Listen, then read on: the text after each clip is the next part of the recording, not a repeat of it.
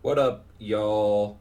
Playing some low stakes PLO here. We just got 3-bet. I can't see. Oh yeah, he's on the button.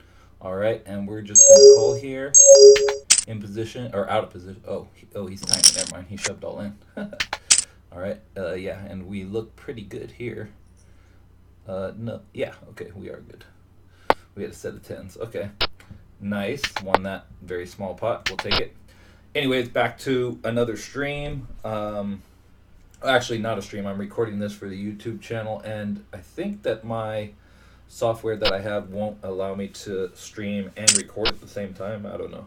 I don't want to, and I don't want to upgrade to like the professional version or whatever. It costs money, and I'm not super into this yet where I think it's worth it. So we'll see. But yeah, so just looking to create a PLO video, play some smaller stakes PLO and get into some hands and talk strategy and let y'all know how to play the game a little bit. Like I've done well at the lower stakes. I'm not phenomenal, but I'm a solid winning player, and I think I have something to contribute to your poker knowledge. So we'll see.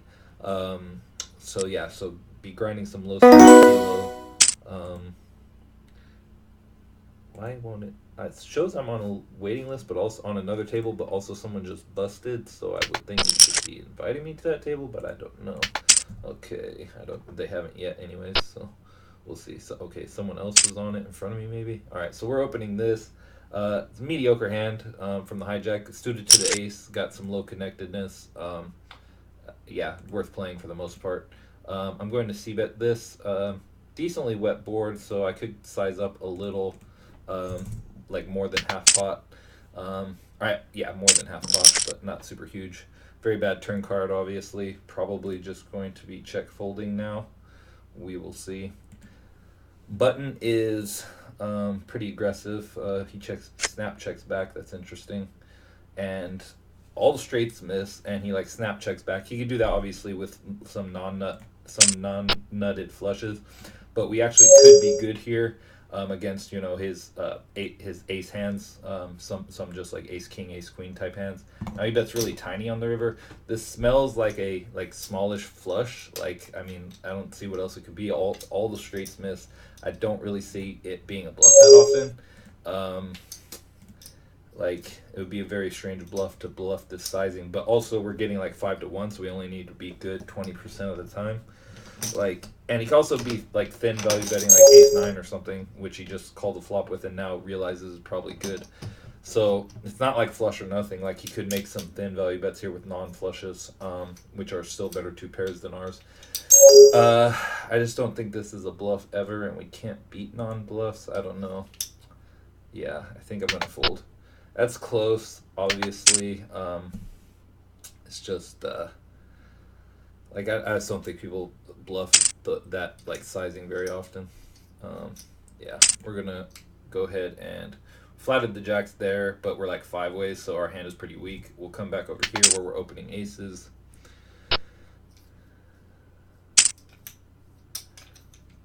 Hope we get 3-bet, obviously. That would be fine. Yeah, we just have a jack high flush draw on a paired board in a 5-way pot on the other table. Like, only really good turn card for us would be if a jack binked. So I'm just gonna fold here. This guy's c-betting into this many people. Okay, over here on the other hand, we flopped the nut flush draw, which is nice, but on a pretty low connected board. We do have a 9 blocking the straights somewhat, so potentially c-bet. I think I'm going to check here. Most nut flush draws I bet on the flop, but sometimes I'll check them. And it gives me some deception, and also like allows me on a board like this where people count straights fairly easily, or that it also allows me to control the size of the pot. If I don't make my flush. Okay, now we're going to bet substantial and try to catch someone with a weaker flush, primarily. And we'll see how it goes. Alright, we take it down, unfortunately. Not unfortunately that we took it down. Unfortunately, it was such a small pot. Yeah, if that was more like 7-5 like deuce flop, then I'm almost always c-betting it more likely. It's only because it was so coordinated that I decided to check that 3 ways. Opening the Queen Jack 8-7 single suited over here and take it down. We have position on Bozos, who's kind of like a spaz, so we like that on this table. This is pretty good except no suits, so I'm just going to fold under the gun. Here we defended small blind raise against a guy who is kind of like definitely not good, but like I'm not going to try to float him here. Just going to give it up. 6-6-10-7 out of position, probably be folding. If it folds to us, we'll probably raise. But if someone else raises first in, we'll probably fold. Not a good hand. When your head's up in the blinds, obviously you got to play lots of hands though, including hands that are not that great. But out of position to a raise, you should play quite tight in the small blind for the most part. It's kind of the worst position to be in. Okay, yep, just gonna fold. Over here, we're gonna at least call, maybe 3-bet. The suit is only to the 9 though, so that makes it less like I want to 3-bet. But also this guy like opens like an insane amount of hands, so I think I am gonna 3-bet in position against him. He just plays like really bad and too many hands, so I think we can get in good positions against him if we 3-bet in position. He runs like 48. No, he runs 75-48. So yeah, he's a complete maniac. We totally whiffed this, but we're going to c-bet as we would if we had top set. Okay, we take it down. That's the other thing 3-betting allows you to do, is represent some boards, you know, that you've whiffed. So we're really waiting to get on the other table with this guy. We've gotten in some huge confrontations with him, and he's spewed off like monster stacks to us before. Yeah. So, and he's running at like, his stats are just really bad. Like he's running 75-48, so that's like pretty much all you need to know. And also 3-betting 26%, which is just like massive percentage for PLO. He's just a maniac, so we are going to battle with him, and it's nice that we're in position on him. Hopefully the person on the other table, if they bust, we're trying to get on another table that he's on. If they bust, they will that they hopefully will be in position on him on that oh my gosh, and he left. That's so sick. He left both tables. You gotta be kidding me. I took his place. Gosh dang it, that's so sick. Okay. Unbelievable. That's like the guy we wanted to play with all day long. Man. Alright, well, definitely opening this. It's rainbow, so it's like not that good obviously, but definitely openable on the button. I'm trying to bring my, I don't know if I should be, like, I feel like my VPIP stats and such, I feel like I'm playing about, at 6 max, playing about 40% of hands. I feel like it should be more like down around like 32 or 33. I'm not sure though, like for a good, like decently aggressive strategy, like for starting hand strategy. I'm not sure like about my opening requirements from certain different positions. I'll have to like kind of go over those more and you know, look at some resources on that, because I feel like I'm playing too many hands, but I also feel like I'm not playing super loose. I feel like I'm playing like loose and aggressive, you know, like in low position and stuff, but like mostly like reasonably like tight from other positions, and just overall not too out of control, like pretty, you know, pretty reasonable. So yeah, so I'm not sure what to make of that. I've got a HUD now, but you guys can't see it apparently. I don't really know how that works, but yeah, I don't see it on the screen where you guys are looking. I think if I captured my screen rather than the table, then you would see it, but I guess you don't really need to see it. Like anything that comes up that's relevant to you know, the stats, like, oh, it looks like this guy like is playing like a million, like all of these hands or whatever, then I'll just like mention it while we're playing. Mac Denali, let's see what he is. Okay, Mac Denali, speaking of which, plays like a lot of hands, 56%. So he's running pretty loose, so we're gonna isolate him here. I mean, I would probably do it with this hand, like regardless, like what he was running at. But I'm just saying, like, over a fair number of hands, this guy seems pretty loose, and also loose aggressive. He's running 56-24, and 3-betting, 17%. And here he goes with a limp 4-bet or limp 4-bet, or limp 3-bet, whatever you want to call it in this position. We're definitely gonna call here in position against him. Okay, and we flop a very nice flop. Let's see if we can maximize our value here. He c-bets about 2/3. We're not really worried about too much. Like a 10 obviously is great. A 9 and queen are like the only like semi-bad cards. An 8 we're blocking, you know, or an ace we're blocking him from having aces, and if the ace comes it's not bad. There's our 10, so we definitely aren't worried about that. In fact, it's a doubly good card because he could easily have, you know, like some combo hands that are like make combo draws on this card. So we're gonna bet here. What? Oh, this guy was. I didn't know what he was doing. Okay. Gonna bet. And he folds, sadly. Okay, and then this is. Oops, wrong screen. Hold on. Add source. Screen capture, monitor caption. 2. Okay. And then here we're just flatting. Alright. Got a third table up now, except it's unfortunately at the table where the bad player left. Okay, we flop a wrap here. Very big wrap, but the clubs obviously hurt us, make it harder for us to realize our equity. But we do have top pair as well, so we could just check and jam. I think I'm going to actually lead here, start building a pot from our position, and then over here we've got, I'll go back, over at the other table we've got nut flush draw and a gutter. I'm leading there too, actually, taking some aggressive lines. Okay, this guy just called us. I'm going to double barrel over here. We just took it down where we donked on the other table. Obviously, like I said, clubs are bad, but I doubt we get raised very often here on the turn, so that's good. And then we hit the nuts on the river, which is good. Now the question is, do we check raise or just bet again? And I'm thinking, like, he's called twice, like he could have a draw, but like it's possible he has, you know, like 2 pair and didn't want to just raise, get it in. Actually though, I'm going to check. I think he has more draws actually. He'll unfortunately show down just like aces sometimes, but I think he'll bluff here a decent amount. He checks. We can't know what he had, but yeah, I don't mind that. Check. Like, okay, what is this guy doing? Okay, McDonally back over here. Like, I kind of hate it, but at the same time, like, I just don't think he has that many hands that can call on that board. Here we've got kings on McDonally, who's kind of going crazy. I don't know if I should I'm just going to overcall, actually. You could just fold these against someone who's not, or cold 4-bet them, but, like, I'm just going to call right now and play post-flop in position.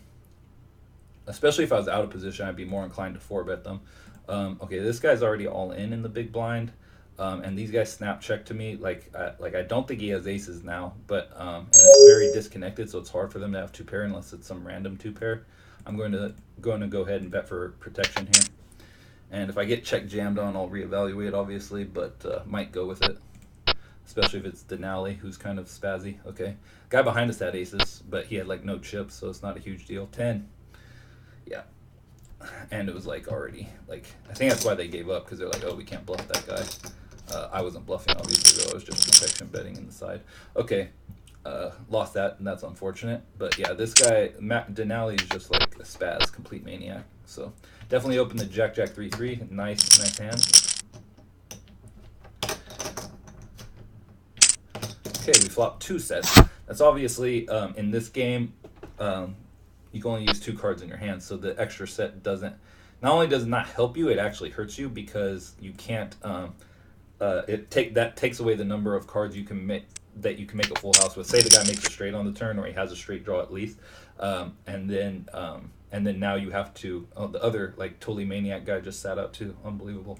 So, but when you have 2 sets like that, like if say a straight card comes on the turn and the guy actually has a straight, now you have a lot fewer cards that you can hit to make a full house. So we'll go over here. I just defended in the big blind, check called flop. Reasonable turn for us, but not worth leading, I don't think. We're just gonna check. Okay, he checks back. That's good. Not the best river, but I don't think he's gonna value bet a hand like 6-8 or 6-3. So I'm just gonna check to him and see if we take it down or not. He could bluff though, is the thing. All right, there is a nice hand. But we just raise, take it down. He does go like reasonably large here. which I think he would with a bluff. So it's possible it is a bluff. Like, what checks back the turn and value bets his river? I guess he could value bet 7-8. I don't see it really that often. Like, could he value bet aces super thin? I don't know. Like, I don't think that he would, but like he could. I'm just gonna fold. It's close though. I mean, it's close to being a spot where you could bluff catch. It's not like we have a big hand, obviously, but it is a hand that can bluff catch sometimes. I'm bluff raising here. The guy like called to raise out of position, then like min donked into me basically, and then like I raised. He called, and it's a pretty dry board, so like there's a pretty good chance he has an ace. Probably not ace king though, and we can have aces or kings or ace king. So I'm just gonna keep repping that in this spot. The guy's reasonably tight. I think he'll fold here like a lot, so we'll go with that. And this is the same line we would take if we did have it. So, but now the question: if he calls again, whether we'll bomb the river?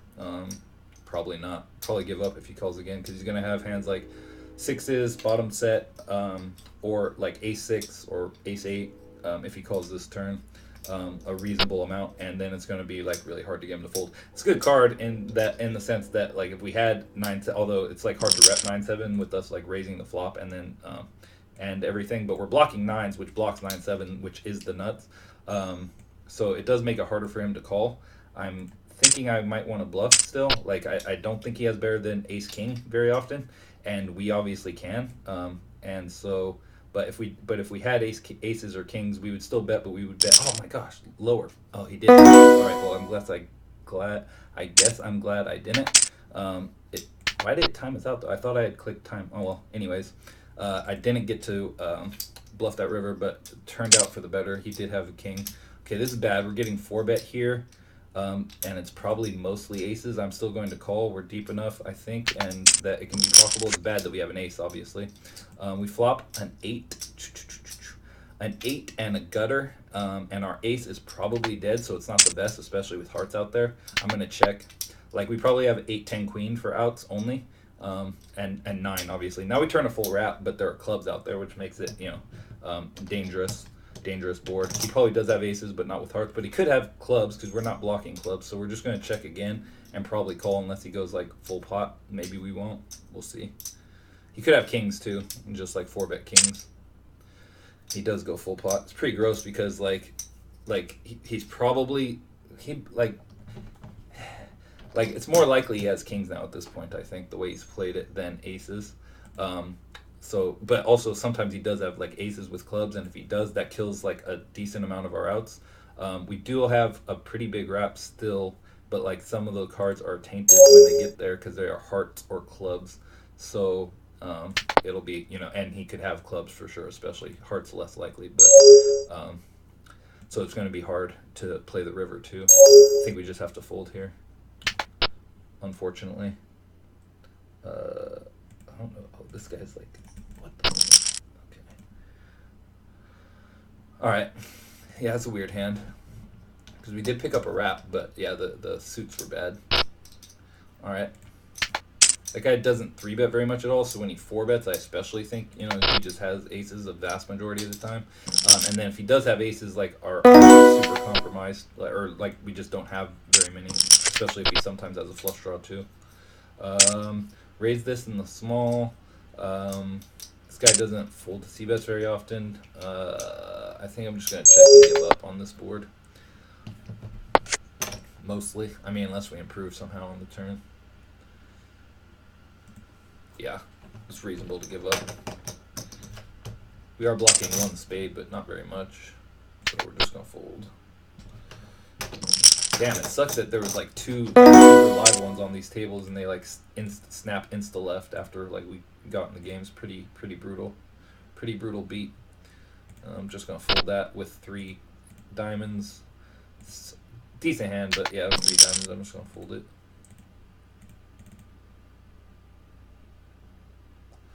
Double suited hand from the cutoff. I'm just gonna fold like the lowness and disconnected and the not great connection. All right, here we go. Here's a hand we can play. Down here. Nice double suited run down. Oh, and we get no action. That's great. All right. Well, Yeah, that was a weird hand. I'm pretty sure it's a fold. Could fold pre-flop too, especially like guy who just never like three bets very much, so he like just very likely to have aces, and our hand doesn't play that. It's a pretty nice hand, but it doesn't play that well against aces specifically. And we saw like how that came into play in the hand, right? Because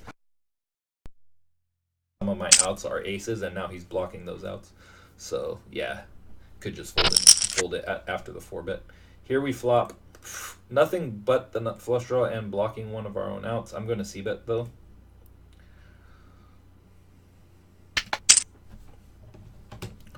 Don't want to get raised, obviously, but we also have backdoor straight draws, like higher straight draws, so we can definitely call still. Like if an 8 comes on the turn, or a 7, but especially an 8 or a 10, or a 10 would just give us a pair, never mind. Mostly an 8 or a 7, then that also improves our hand on top of our flush draw. Okay, I have no notes or idea about this guy. We're not blocking like any of the pairs or the like 7/8s. I'm gonna check and see if he bets. Could barrel a second time here, and then he goes half, so we're definitely gonna be able to call. Question is, do we want to check raise bluff, try to get him off something? I don't think so, because I think most everything just calls here, everything that's reasonable. So we're just gonna try to hit, and we break out. And we don't have a single spade, so it's not a great spot to bluff. Spades are, he could definitely have spades in his range for floating flop and out, and then betting turn. So I'm just going to give up on this one and not bluff it. Yeah, and he goes full pot on river, so I do think he has spades a fair amount here. I think I'm glad I didn't bluff, so unfortunate. We're glad he only bet half pot on the turn, though. That worked out well. Oh, I was gosh, you guys were looking at the wrong table, sorry. Anyways, here I'm going to c-bet small on a paired board. Turn a wrap, that's interesting, but like pretty irrelevant, except for that sometimes we can get it and check it down. I know nothing about this guy. I'm going to just check back and pretty much give up, unless we hit a straight and, we get a free showdown with it. But definitely not calling if he bets anything. Yeah. Even if we hit the straight, I want to call, unless it was like super small or something.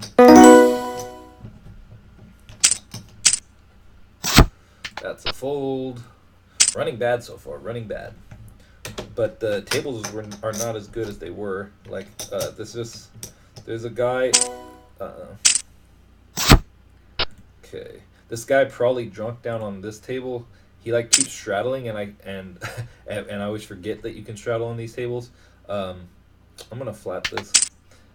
So like he's straddling under the gun, and then like one time I just called thinking it was a min raise, and then he re-raised me. So I have to like pay attention to what he's doing, because like that's like a weird thing in these games. You can actually straddle.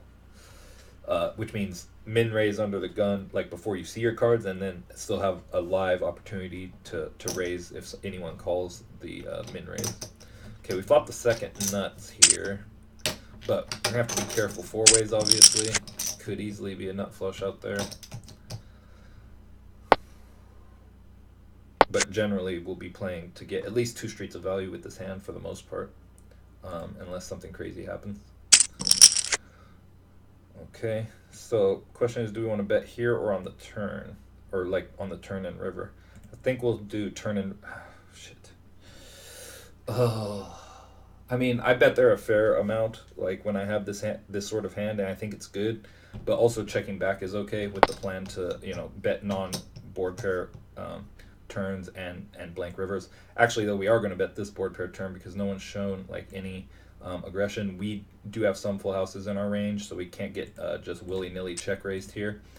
And then also this just allows us to check back river like once we get called, which we're going to want to do with the second nut flush on a paired board. So we'll see. If we get check raised, it's kind of a gross spot. Mostly what we're going to get called by is worse flushes. Sometimes even that's kind of pretty rare. And that's a very good card. Makes it less likely. Like we're blocking a 6, so less likely he has 9-6, also less likely he has a flush. So Now, question is, can we value bet this hand? I'm not sure. I feel like we can, maybe, but I don't know. Like, he's super loose and bad, so I definitely want to, but I just don't know if we can. I'm going to go small and then fold to a check raise if he check raises. And then up here, I'm going to lead after it check through on flop. All right, he just folded there, so we were good probably. Okay, everyone checked flop, so it makes it a lot less likely anyone has a nut flush draw. There's obviously some straight flushes, but whatever. Like, we can just lead here. Okay. Okay, opening this. Mediocre hand, but worth opening in the cutoff. And then over here we had kings. Saw the just flatted. Saw the flop 4 ways. Didn't flop much of anything. Pretty much just done with the hand.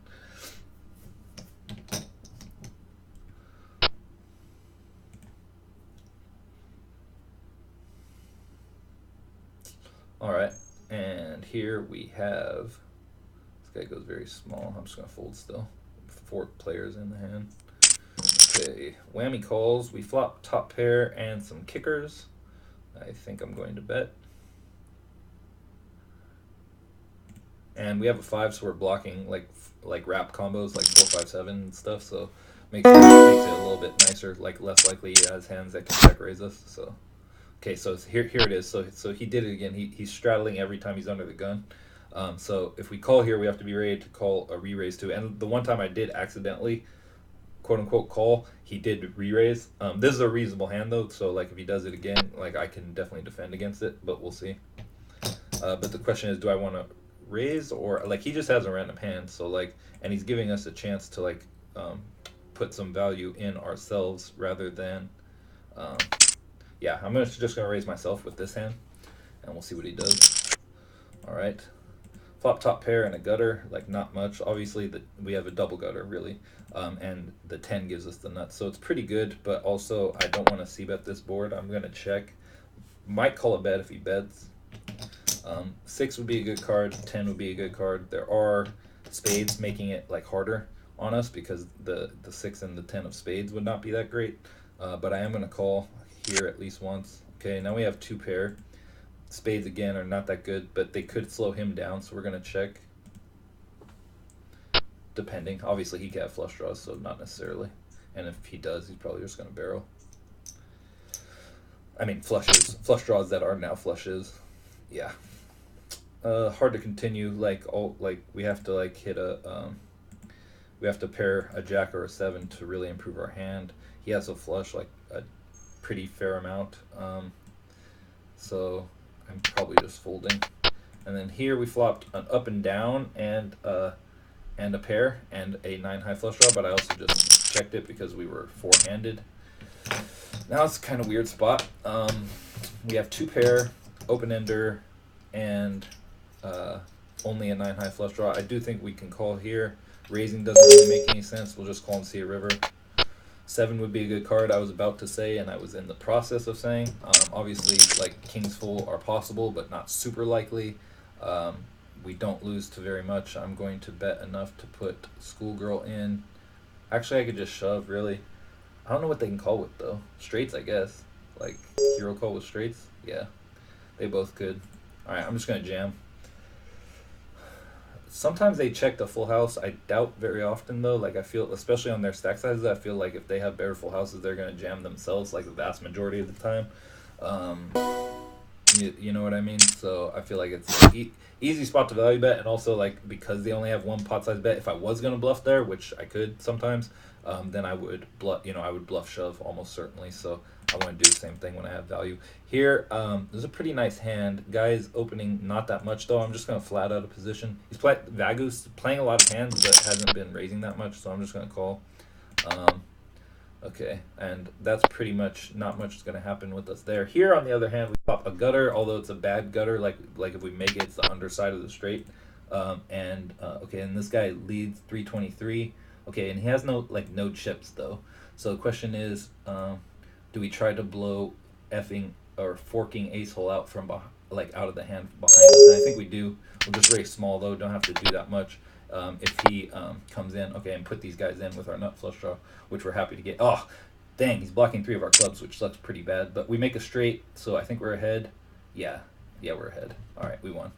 Cool. Take that down. That's a pretty easy spot against them too, because they're super short. So like not really a difficult spot, given their stack sizes. Hopefully they rebuy. They're obviously terrible, so that would be good. In this hand, this guy bets pretty big on the 8 turn. I don't think we can call. All right. And then down over here we got what is it? Okay. Oh, okay. This. Okay. So this is last time I did this. Like the guy didn't 3-bet us, so we're completing here. But this guy still has the option to raise, and then we can limp re-raise. So that's what we're gonna do. Hopefully he pops it. Oh, he doesn't. All right. Well, that's unfortunate. We flop a wrap though, so that's good. We've got the overpair and the wrap. We're just gonna lead. He snap min raises. We have the ace of clubs also, so like if a club comes off, we can rep the clubs. So I think we're just going to call here. Okay, and now we make a nut flush draw and a straight. Obviously 6-7 is possible, but we're definitely donk leading here, especially against him. If he shoves, we're just going to get it in. We still have the nut flush draw if he does have 6-7. I don't think he has 6-7 that much. Snap min raising this flop. Okay, but we want to protect our hand against whatever whatever he's got. I'll probably 3-bet this if king opens. Yeah, he opens quite a bit. Yeah, we got a nice rundown hand. We're going to 3-bet him in position here. King, I think, is pretty bad. Yeah, okay, like he is if my notes serve me correctly, so that's good. We're like playing pops with him in position.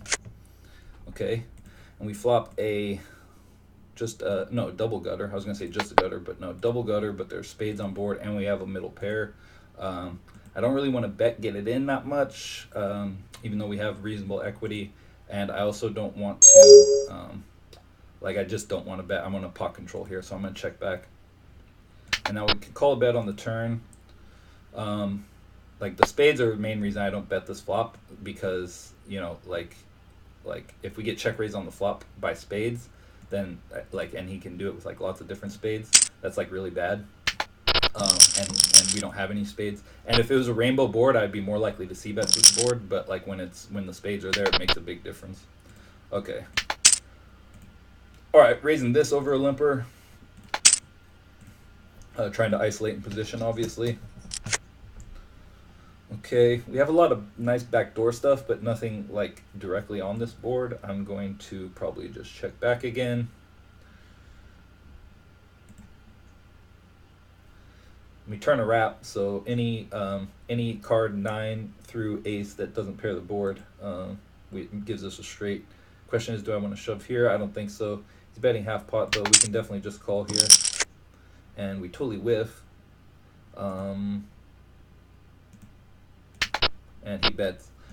Unfortunately, we miss everything, and he's kind of short stacked. I don't think we can do anything except just give up and fold. Sad prize story. Yeah. So I like the way we played that though. It was all right. Love Kush is very bad, like loose passive mostly, from what my notes say and from his stats. So okay. Up here, we just limped behind a guy, and now it checked through, and now someone's leading this ace turn. We're definitely calling. And looking to mostly pair our jack or our 7. Obviously, we could, like, it might be only our jack that we're live to if he has ace 8. Not super likely he has ace 8. He just, in a limped pot, he just checked ace 8 deuce. I don't see that happening very often. So, more likely he has a bluff, honestly. But if he goes big here, like, it'll be hard to call. We're blocking 3-4, so like 3-4, like don't get there. Like he could have had like ace deuce he checked the flop with. I'm trying to put him on a hand, and I honestly don't think he would be value betting ace like ace queen, ace king that big here.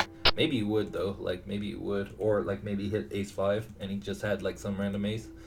It's pretty close though. Maybe you would bet ace king. That makes it almost a fold, but like he's pretty aggro and spazzy. I'm not really sure. I guess I'm gonna hero call here. It's a limp pot though, so like I just don't think people like get out of line here. Yeah, he hit his 5 and he hit ace king. That's what makes sense. Like because he hit his 5, I was like, okay, like ace king makes sense. You know, like checking the flop and betting the turn. But then it doesn't make as much sense betting the river unless he has ace king 5. So that was what kind of threw me off, was he did hit his 5 and he did have ace king. So yeah, unfortunate.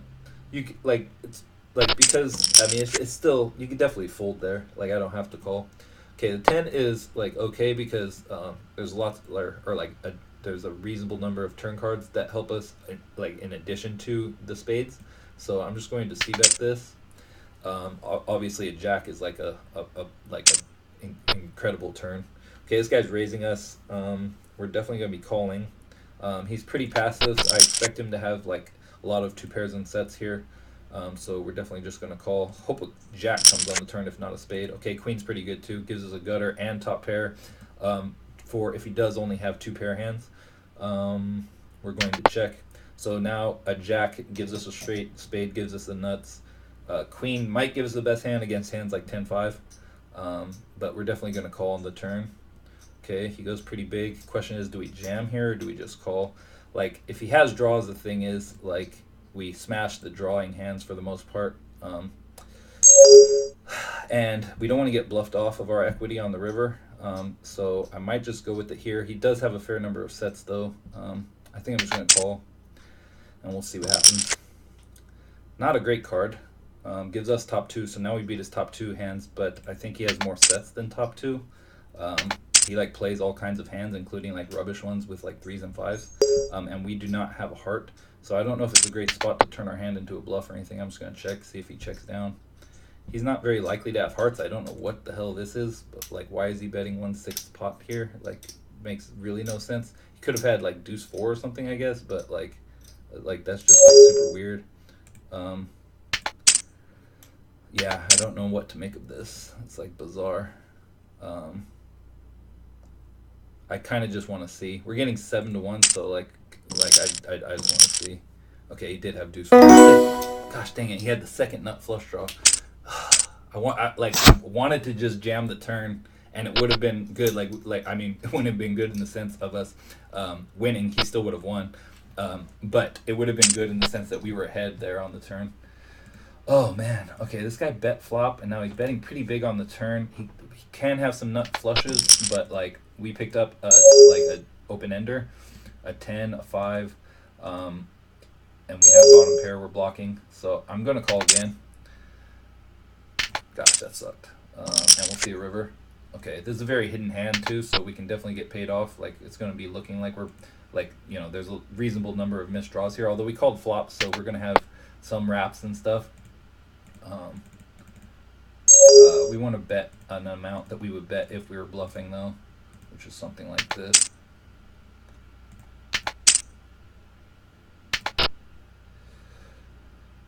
Call, call, call, call, call, call, call, call, call, call. Like, I know it's like going to be hard for him to call, so it makes me want to go smaller. But like, if I was bluffing, I would want to go larger. So I'm just going to go larger. All right. And then I'll go back. I have a pretty good hand there too. Here we're going to 3-bet in position against a guy who opens pretty wide, but also we just have aces, so it's fine.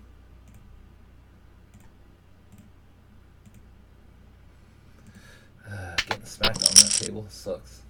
And then here we'll open. Hopefully the guy in the big blind just jams on his short stack. Or at least, yeah, like if he jams, it would be good. This guy does not 3-bet that much over here on this table, but this guy overcalls, so we're just going to call. Like, it's a reasonable hand to jam against a short stacking type player, but he like, okay, and we're done on that board, so we're out. Okay, hopefully this play sucks, just jams. That would be easiest. Okay, he's out. We've been 3-betting a fair amount in this session, so that's good. We could get 4-bet light, more likely to get 4-bet light because we have our 3-bet's like 19% in this session, which is like really high. All right, and then over on this table, it's nothing. I haven't 3-bet at all.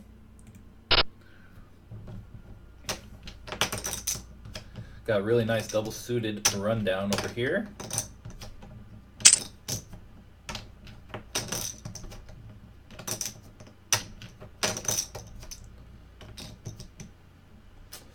And we flop top pair, some kickers, some backdoors, and only a queen high flush. Queen high flush draw. 5 ways. I think I'm probably just gonna check, even though it's a pretty good hand. Like, I don't want to like bet get it in. I don't want to bet fold. There are a lot of good turn cards, especially like a 10 or a king or queen or 9, obviously. Anything in that range. Or like a king of hearts even. You know, a big heart would be good, ace or king. I'm going to bet. I want to get a sense, you know, like where the nut flush draw is, if it's there. Okay. And also like try to get position in the hand. Okay, everyone's folded, so okay, just take it down. Alright, worked out. Yeah, and like we're very likely to have the best hand right there, but it's going to be hard for us to like remain having the best hand.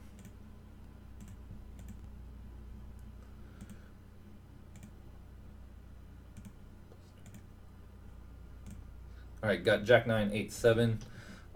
It's a reasonable hand here. The gap is at the top of the hand, which you don't. I'm getting all kinds of action. I got a feeling this table is super soft. This guy goes for a 3-bet. He 3-bets a fair amount. If I call, I feel like everyone else is going to call. This place sucks also does not have enough where if he jammed that it would be a big enough raise where king could ISO like when it came back to him. So I'm just going to call. I still like king's 3-bets a reasonable amount, but still most of his hands are aces, and our hand plays very well against aces. We'd rather be double suited, obviously, but like it doesn't matter. Okay, now we flopped a wrap and a flush draw and an open end straight flush draw, so we're just like fist pumping on this one. We hope he pots it. Obviously, it's bad when he has like aces, you know, with hearts. That's very bad. But like a lot of times, like he's going to be willing to get it in here whether he does or not, though. So he just doesn't have to have it. So we're going, and also like we just have a ton of equity. Yeah, so he's got bare aces and backdoor diamonds. So we're in like super very bad turn card, but we made the straight flush, so that's good. Ship it, shippy dippy to our hippie, slippy. Whoop, whoop. All right, cool. Now we got double suited kings, very next hand, all right. If this place sucks open, I'll probably 3-bet him and get it in. He's very short. Oh, we just get a walk with double suited kings. That's great. All right, so doubled up there. So now we're looking, so I'm almost back to even on that table, which is good. That's what I want to be. And then over here, yeah, all right, so this is a double suited hand. I talk about this a lot, but like it's double suited, but it's like really low and like makes only like really terrible straights. It's like a very trashy hand. It's not that good. Here's another double suited hand, not that great. Blind versus blind though, against a bad player. I'm going to raise it, start building the pot in position with a reasonable hand. Not great, but reasonable.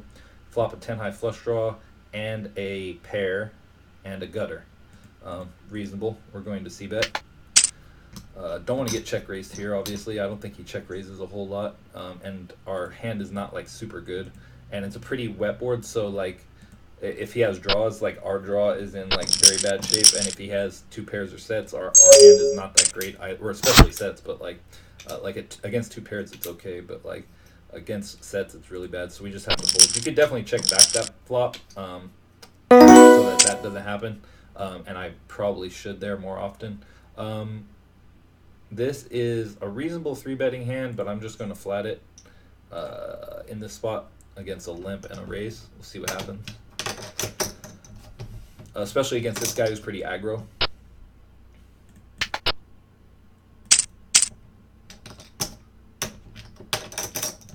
I'm glad we're in position against him. That's working out pretty well, actually. And we flop a huge flop, absolutely monstrous flop for our hand. We've got top pair, top kicker. We've got a gut shot to the nuts and the nut flush draw. So that's just a huge, huge flop. We're going to be raising a c-bet and getting it in here. We don't mind if people fold their equity with hands like bare kings, for example. Like we would rather them fold those hands, even though, I mean, it depends. Actually, we win it. If it's literally bare kings, we would rather them get it in. But my point is, though, like just bare kings, you know, it is a better hand than mine currently. So it's like, and it has reasonable equity probably against me, depending on what its side cards are. So we don't mind horribly if it folds, and we also don't mind if it gets it in. Okay, we whiffed the turn. He's reasonably likely to have like straight type hands, but not necessarily super likely. He could have like worse flush draws, like just like a weak 2 pair or something. We're just going to jam here. We are going to jam. And and take it down. Cool. So we're totally abusing this guy. We really want him to keep rebuying. He seems quite not good.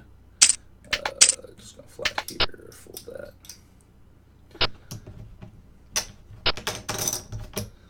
Quite not good.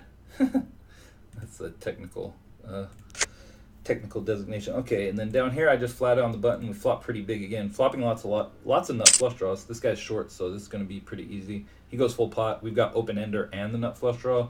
I don't think he's folding very much, but it doesn't matter. We're happy to get it in against whatever he's got. Let's go. Cool.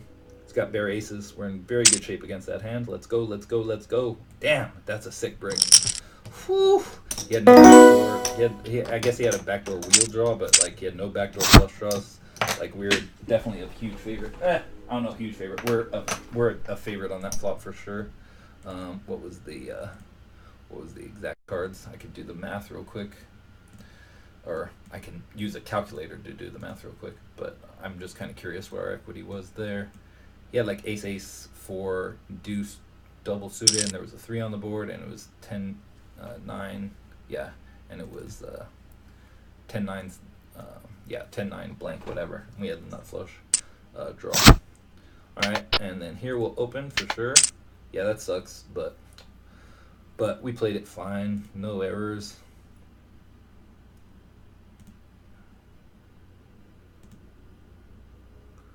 Okay, what did he have? What did we each have?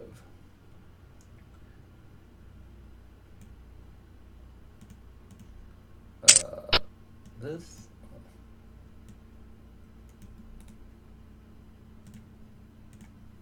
Okay, I had this. The other guy had, what did he have? This. And it's 10 of spades, 9 of spades, and like 3, but not any of the 3's not either of his suits. Like it was off suit, like whatever suit he didn't have. Okay, and then the board was. Okay. I'm calculating this where you guys can't see, so pardon me. Okay, and then over here we flop top 2 and the second nut flush draw. We like that. We're going to c-bet four-handed, pretty large.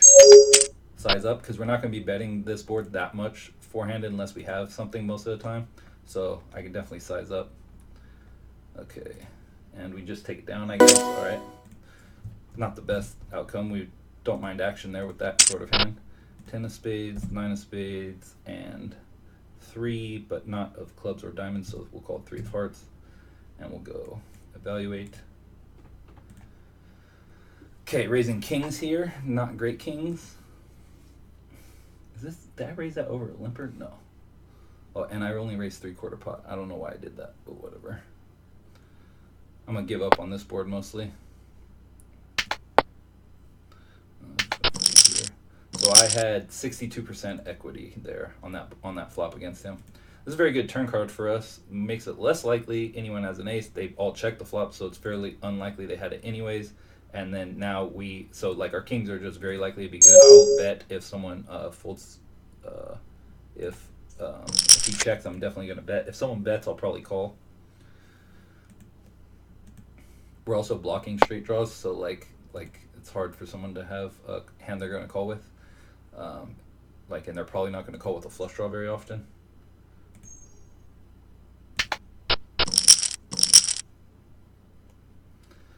So yeah, we're just betting for protection here. And against some of their straight draws, like a king, they might think is an out, but it's obviously not. Cool, take it down. Okay, over here we turned. We just check called the flop with not much, just backdoors and backdoor nut flush draw. I'm going to check again.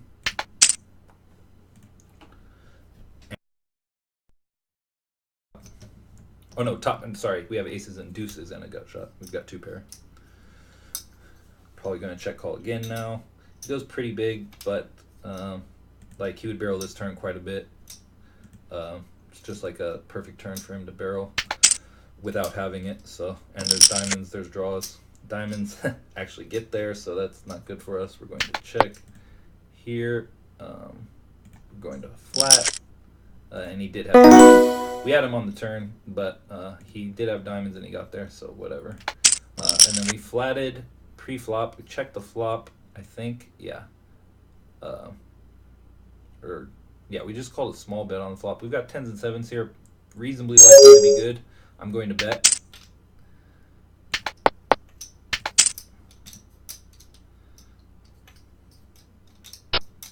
Okay, take it down. Cool, cool, cool. Weird spot over here. I think I was big blind, and I just called like a min raise.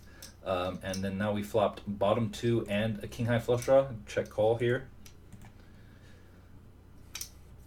Obviously straights are easy to be out there. Nut flushes also. This guy's pretty aggro though, this hammer guy, so we're gonna check to him and see what happens. He goes full pot. It's kind of disconcerting, obviously. He could have nut flush. We have the king high flush. We also have a redraw to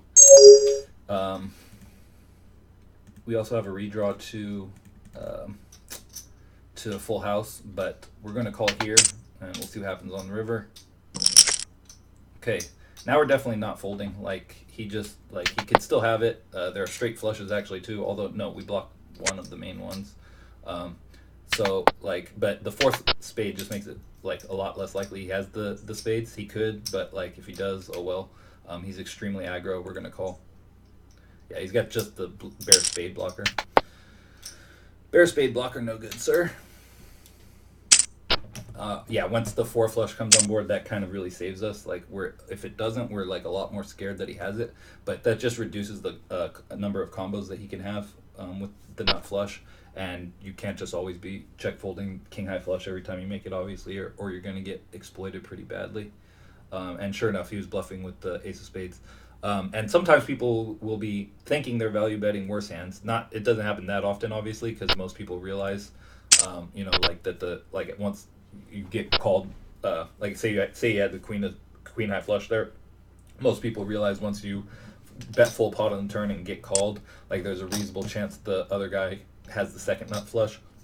So it's not super frequent that they're going to be value betting, say, queen or jack high flushes on the river though. But they can. Like it's also not out of the question. So yeah, you gotta keep that in mind. All right. Going fairly well on these tables. Got some profit going, I think. Not a lot, but reasonable.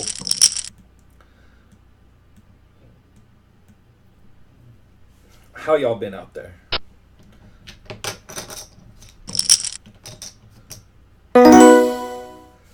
Yeah, I want to get the streaming thing where I can actually like have we're gonna defend down here.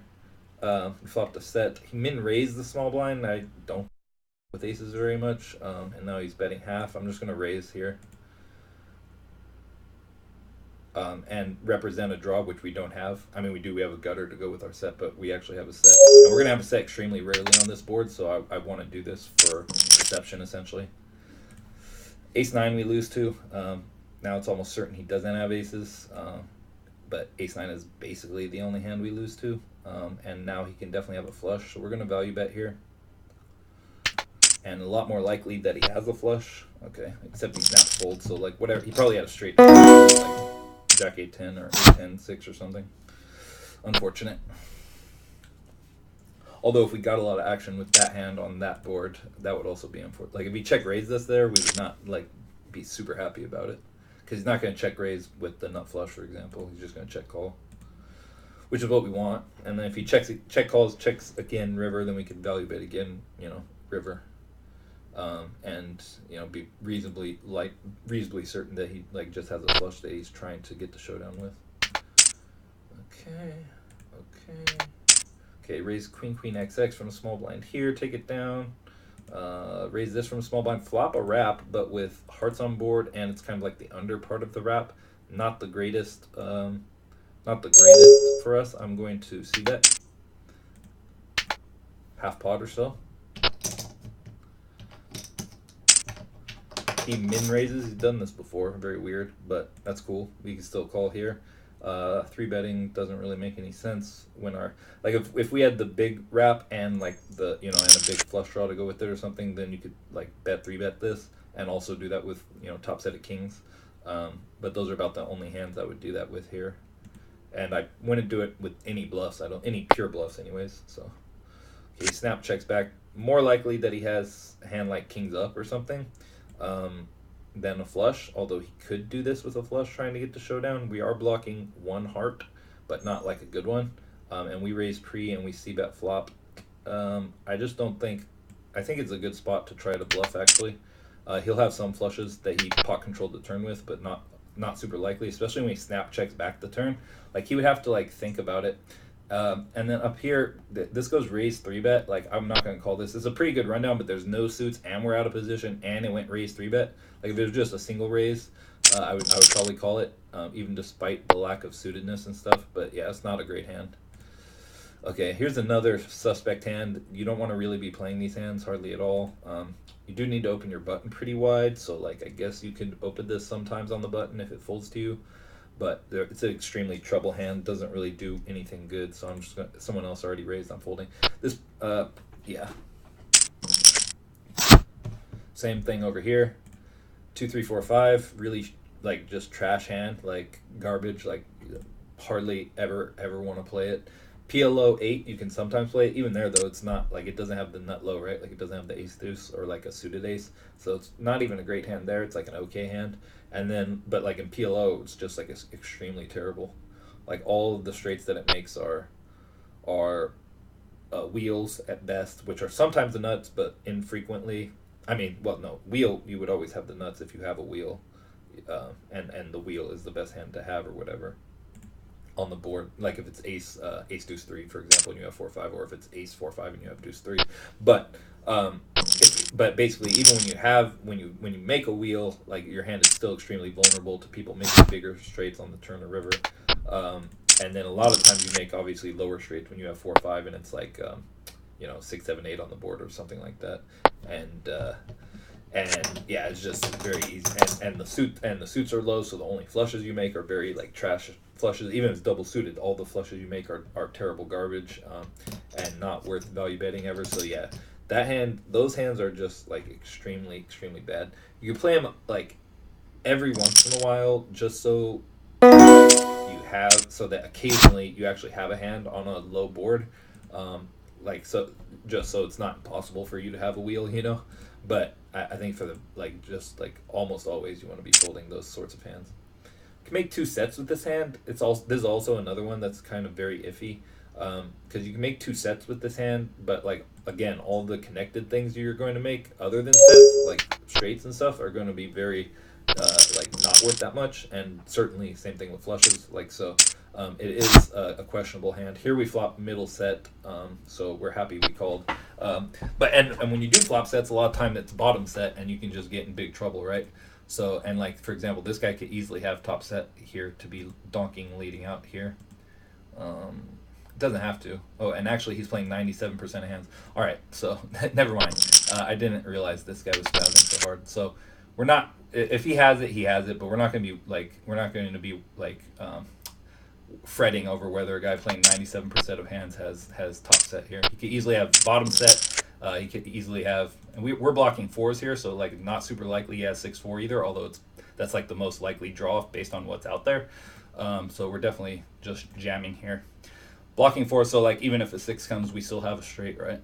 So he could have 6-4, but like it's just not super likely. We're hoping he has 3s. Set of 3s would be amazing.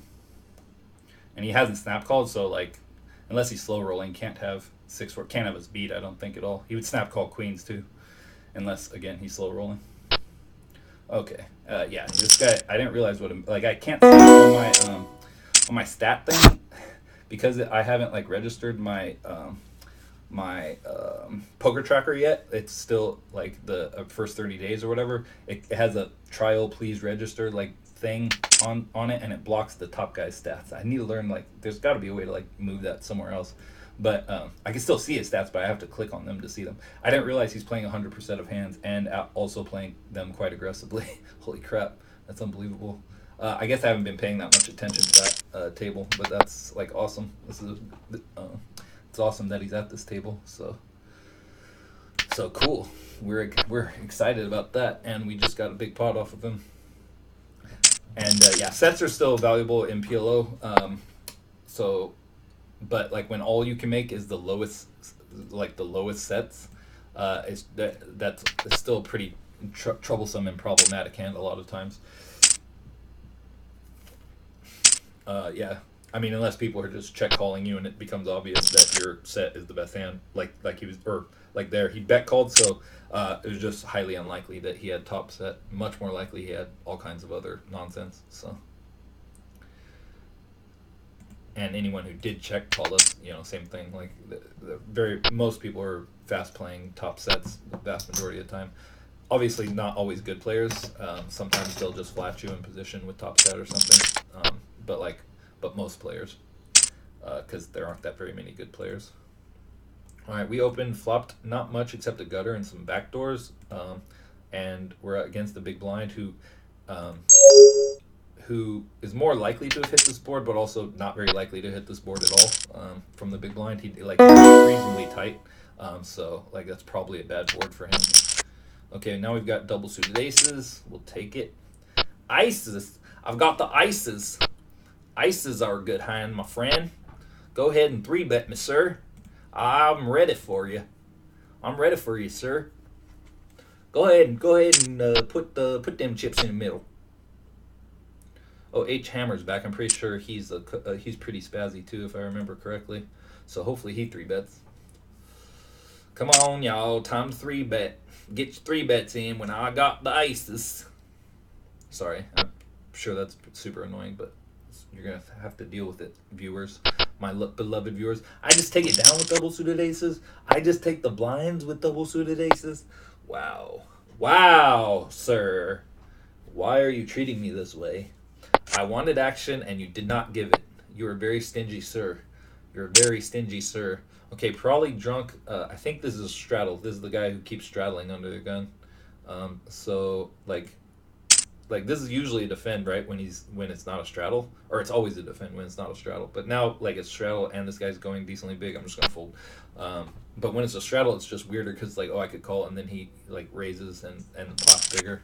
I kind of like straddles though. Like when I'm not the one straddling. Like I mean, I like them a lot. Like it's just builds a pot and is in for a guy in not a great position. Although he's always doing it on my blind, so like I don't like it as much. Because then he's basically buying position on me in a way, kind of. Not really. I not in a way that's like super valuable for him. But I would have made quads. That's lovely. Okay. Are you serious? Dang it. The thing is, like, I couldn't just call there because then this guy like can easily just like re-raise. So sick. So sick. Well, I would have had quads. The Lament of Mr. Duffy.com. Alright, I open this up. Get 2 callers. Don't love it. Yeah, I'm just going to give up on this 3-handed. With literally, like, no equity, pretty much. The 7's, like, okay, or the 6 card is okay because we have the 9-7, so there's some, like an 8, like, is pretty good turn, but, like, with 2 clubs and only 1 heart, it's just, like, pretty bad board. Glad I didn't bet. Most likely would have got check raised. Most likely would have got check raised. Although it's kind of weird he's check raising this board. Not that weird, I guess. You can have like aces up or set of sixes or whatever. This is a reasonable hand. Let's open her up, sir. Reasonable hand. Suited to the ace. 3 clubs, obviously, and PLO is not great. You'd prefer to have only 2 of whatever suit you have, and you especially prefer to have double suited. So, ace. King, replace the king of clubs there with the king of spades. Then it's like, woo! Then it's like, ooh! Super premium hand. As it was, it's still definitely a strong hand and worth playing. But I just took the blinds again. Amazing. Amazing, amazing, amazing. We still have position on king 6-4-1-5, who we think is kind of spewy probably and not great. Token I don't think is very good, but like he's also not like, he's not aggressive though, so like I like him to my left. I like him where he is. So like this whole table is set up pretty well. Trust me, I think is probably decent. So yeah, and we have more or less position on him. So yeah, I think we're in a good spot at this table. I don't really know anything about Fun to Donk, although his stats are very bad so far. like he's playing 50% of hands and only pre-flop raising 5% of the time. So that's an indication of a loose passive mega fish, which we'll note real quick.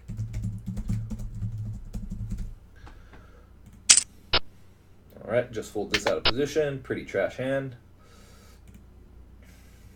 Go around the tables. Okay, these are bad kings. Like, you still open them sometimes. They're really bad though. I'm just gonna fold them under the gun here. The rainbowness and disconnectedness. Like if you've got some connection, obviously king 10 8 or something, and it's rainbow, you can open it under the gun. I just think it's a pretty awkward spot to open from under the gun. I'm trying to tighten up under the gun, especially, which is a spot where I'm like winning money in these games. You know, like reasonably, a reasonable amount of big blinds per 100, but like under the gun is a spot where I'm losing most, which is always pretty much a spot where you're going to be losing most, that and the small blind, which they are. But I think I'm losing more than I need to be. I'm probably playing slightly too loose opening from under the gun, I imagine. So, all right, open the button over here, flop middle set, which we're very excited about. Not blocking top set, sadly. Pretty wet board though, so we're going to go pretty big. And this is against the seemingly loose passive guy. If we got check raised, we'd be kind of like, oh crap. He just check calls, very bad turn card, obviously. Hopefully he checks. Okay, he does. So we're going to take our free card and try to fill up. He's going to have straights and flushes quite a bit here and not fold if we bet. So I'm just going to check back. Now he can just have 9x and beat us, 9 and any other card, you know. And there he goes. I'm just going to fold. Just going to fold. Pretty bad, pretty bad. Pretty bad. And like I said, he's pretty loose passive, so we don't expect him to be doing that very often. Although on the river he has been betting a bit. Like maybe he's loose passive, one of those like loose passive, like call anything pre-flop, call anything flop, call anything on most turns, and then bluff river sorts of like spazzy loose passive players. Which those are the like premium players that you want to be playing against, obviously. Like yeah, that's just like lovely when it is that, because I don't have a big sample on him, but he's already bet 2 out of 3 rivers when he's gotten there, which is a high percentage, obviously, of rivers.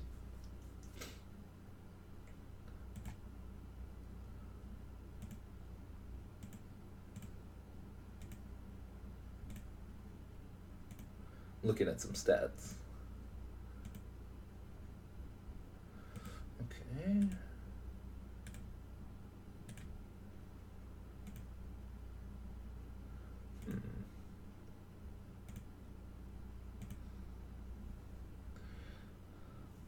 This guy, again, we have to remember, is straddling, I'm pretty sure. I don't know how you like if there's something that says there, because if you're not looking, you don't know that he snap raised. Like, there should be something that says this is a straddle, not a min raise, like something like some big red sign, you know what I mean? Because otherwise it's deceptive and like cheating almost.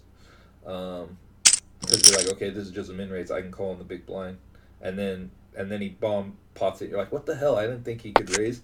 But because he's doing it every single time I'm in the big, I'm pretty sure every min raise from him from under the gun is a straddle. And anyone straddling in these games, oh man, that's just like juicy. Thank you, sir. I mean, that you're giving up equity, obviously, anytime you straddle. Like, if everyone's doing it at the table, then you're not right, because you're basically playing with a third that's like, slightly bigger for the most part. But if you're the only one doing it, you're just giving away money, so like value on your hand, because you're in the worst position on the table other than small blind, you can argue, and you're automatically putting in twice, a double big blind, which you would never want to do unless you had to. but some people do it to try to build bigger pots or whatever. Not like super reasonable strategy at online, I think. When no one else is doing it, especially. All right, we don't flop anything to go with our not very good flush draw, but again, we talked about this guy being pretty seemingly loose passive, so I'm going to see that kind of small. If he raises, we can fold pretty easily. We can also just take it down. There are some turns other than clubs that are good too, like a 7, for example, gives us a straight draw. So reasonable spot to barrel. and it's a pretty low board that misses most sorts of hands. Like he's playing 50% of hands, but not 100% of hands. So worth remembering. We got kings here. We'll be defending against a raise, not 3-betting most likely. And then we'll open this. Not the best hand, but we're in the hijack, and it's only 6-handed, but we're 5-handed once the undergun folds. It's reasonable. Okay, we get some calls of our raise over there with that weird hand over here, and we don't flop anything. I'm probably just giving up. Here we're just going to call with the kings. They're not like super good kings. Like we have one suit, but like not great connectedness. We would 3-bet some kings in this position, especially against a fairly aggressive button raiser. Now over here we turn 2 pair on a 3rd club board. I'm going to check. See if we can get to showdown. We do get to, to the river. Oh, and we make 7s full. Amazing. All right, so we're going to value bet now. And, okay, and I make trip 10s over on the other table that I have the kings on. I'm going to lead with. Here I'm going to lead. Here, over here, I'm opening. Here I'm betting. Okay, we got called there. And everyone folded here. And we got a hand over here. So we had action on all the tables there. And everything went well for us. All right, we flop only a 7-high flush draw. Not very good. We're in position against both the blinds. That's good. I like that. This is a reasonable spot to just try to pot control with your flush when you make your flush. So that's what I'm going to do. And not try to build a pot, obviously, when you only have a 9-high flush. And then kind of like, you can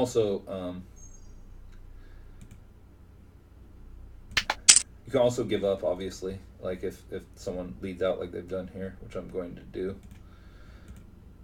Here I'm 3-betting. Okay, I 3-bet like not very good hand, 8-4-6-6 doubles or single suited, just because I had not been 3-betting very much, and I actually got a fold from Trust Me, which is interesting. I might 3-bet this too on the button. Oh, except this guy's min 3-bet. Okay, so we're just gonna flat here. Very nice rundown hand, single suited, so that's not the greatest. And also, if it comes back to Royal Flash and he like bombs it, then there's the thing is king has like 3-bet small, so he probably doesn't have aces. But like whatever he has, if Royal Flush has aces, we can be pretty comfortable getting it in 3 ways with the 2 of them, basically, with a hand like this. And he does 4-bet it. Okay, let's see. Okay, and he just flats. Interesting. So we're definitely gonna just flat. And see a flop. And that's a very bad flop for our hand. The queen is nice. The queen is part of what we were looking for, but the small low pair is very bad. If the undergun has aces, which he will a reasonable amount of the time, although I feel like he didn't go full pot when he like re-raised. Yeah, we definitely have to fold. We only have backdoor equity. There's his aces. There's his queens for top full, so we were pretty dead on the flop. Yeah. Yep. But we're in pretty good shape. Well, queen, jack 9. Like we're not in super good shape when that's the 3rd hand. Like it's kind of like bad for us. But whatever. But we don't know obviously like what sorts of hands they have exactly. But we'll make a note on kings. He's like totally spazzy. 3-bet queen, jack 9, almost min short stacking, called 4-bet for half stack, called shove on queen 4 ob. All right, and then over here, okay, the spaz. Oh, I forgot what a spaz this guy is. All right, yeah. Now I'm just giving up here. I'll check called him once. We have backdoor hearts. We have backdoor diamonds. We have backdoor straights. We have lots of like reasonable turn cards for us to continue on. Queen is really not one of them. So unless obviously it's possible it just checks down now and no one had an ace. They both had straight draws or something. But I feel like that's pretty unlikely. Most likely we're just dead most of the time. So, but sometimes that does happen. So like that guy, I called on the flop, not only because I had backdoor equity, but also because it was Annie up goat, who we know has been playing like kind of spazzy and skewy. So yeah. And then here we have a very good hand. If he opens, we're going to 3-bet him on the button because it's him. And it's a reasonable kings. It's pretty strong kings, so we're not like super scared to 3-bet him. He also doesn't have a full stack, so if he jams it, like it's not as uncomfortable just getting it in. And then over here we open c-bet top 2 on the flop, and now I've turned a full house. That's nice. We'll be barreling that. Okay, except he leads into us, which is curious, but we'll probably slow play, I think. Yeah, and then over here we flop top set, so this is going out pretty well. Yeah, I'm just going to slow play over on that other table. Okay, we lose quad deuces, but not much else. Okay, and then here, against the stabs, we're going to c-bet, half pot. Okay, he checks river, we're just, okay, he folds there, and then he checks river, we're just going to go pretty big.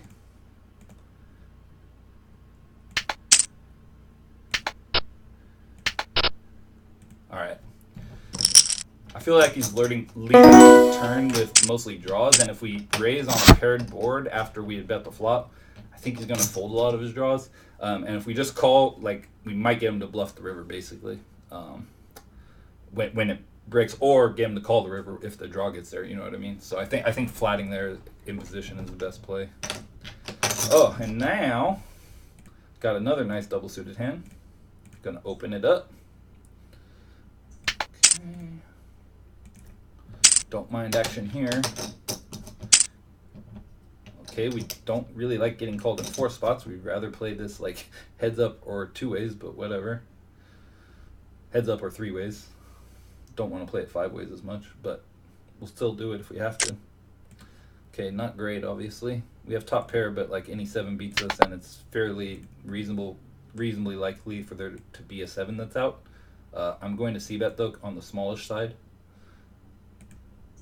Gives us a chance, like if someone slow plays a 7, like they're not always going to raise a 7, so like that's, you know, like there's a reasonable chance he has a 7, and then that gives us a chance to bink a king or a queen for reasonably cheap too when he does that. And now like he's gonna should be scared that we have ace x, but also he could have ace x, so we're just giving up now, sadly. Yeah, and he bombs pretty big on the river. I think he just has a 7 a fair amount of the time, and is no longer scared of, you know, kings full or aces full. So, but yeah, we like having that guy at the table. We like him being at the table a lot. All right, we'll probably defend with that hand almost certainly, unless it goes raise 3-bet or something. He just limps the button. We'll be raising. Yeah, if no one else comes in, we're gonna raise to build a pot here. We've got a suited ace, and we have queens, so that's nice. All right. He does not fold very much on the flop, which is all right because our hand is very likely to be good here. We're just going to c-bet. If we get raised, we will reconsider, but like obviously we're just very likely to be good there against any hand that limp called the button. So we will c-bet. This is a double suited hand, but like out of position. Even against a min raise, I'm just going to fold it. And I think that's kind of standard-ish. And then, like, see, it's like if you're in, it's like really hard to play the hand on boards like these. So, and these are the sorts of boards where you're going to be playing like a lot of the time. So, yeah, I think it's good. I think it's good. I'm just gonna call down here, limp in the small over a limper. If I was first in, I might raise it. We'll see what happens. I'll probably call that. Like this rundown is like reasonably good actually. And then over here, I'm just gonna flat with 10, 10, 8, 8. I'll let you know what happens with that. Mostly just giving up on this board. All right, got the 10, 10, 8, 8 in position here. Pretty heavy whiff, no spades, no like middling cards. There's an ace on board. The guy who's raising is reasonably competent. I'm just gonna give up. Not going to try to float out of position or in position here. Yeah, and you don't have to do a lot of like floating with air in PLO. In no limit hold'em you do, right? Because especially if you're, you know, against aggressive players who are c-betting, you know, like most of the time, or opening lots of hands and c-betting most of the time. If you're just like calling and then folding most flops, you know, when you have nothing, or you know, like folding every time you have like nothing or ace highs or whatever, then you're just gonna get brutalized because in no limit hold'em it's so hard to make, you know, top pair or like a reasonably strong hand, and lots of times, you know. So basically, my point is, in hold'em you're gonna have to like if you're a good no limit hold'em player playing against other reasonably competent players, you're gonna have to float a decent amount with hands that don't connect at all or connect very minimally. You know, like say you have backdoor like 2 overs, and like a backdoor straight draw or something. Then you might flip. In Omaha, like you just you're just way more likely to have hands like say open ender is not even that big of a deal to have. You'll have that like way more often, so you don't have to float with total air as much. Is my point. In Omaha because of the 4 cards, there's just like lots of ways to hit the board. Okay, and you can just do it with hands where you have something but not anything necessarily super great.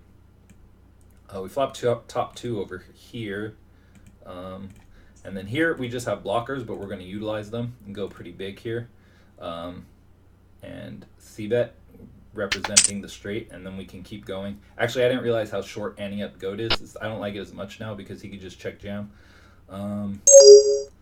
but it's still okay. Okay, and we just take it down. Now we'll go over here, and actually I'm going to double barrel. Obviously it's possible he slow played queen jack on the flop, but not super likely, and if not, then he's going to fold here a lot unless he has hearts. He probably has queen jack though, so like we just have to give up now, obviously. Top 2,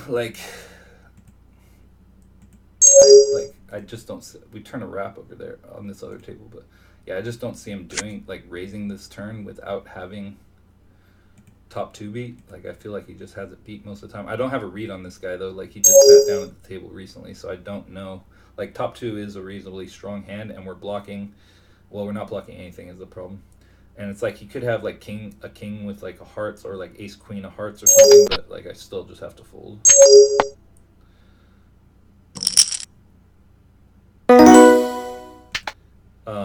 Okay, I do have stats on the guy. I don't know, like the stats were not showing up in that hand though. It was weird. All right, kind of weird hand. Weird, unfortunate hand. Got aces over here. It's gone raise and 3-bet in front of. Oh, this guy's short. Okay, so we're just going to get it in against him, and yeah, we're heads up. Okay, and he has trash, so hopefully he rebuys like after this hand. I mean, or like that sucks. We don't want him to double up, but like we especially don't want him to, because like if he goes out, like now he still only has $7, which we want him to have more chips, you know. So, oh well. Raise the kings here. We got 2 calls. I'll probably be checking back this board. Like we probably have the best hand, but like it's like whatever. Okay.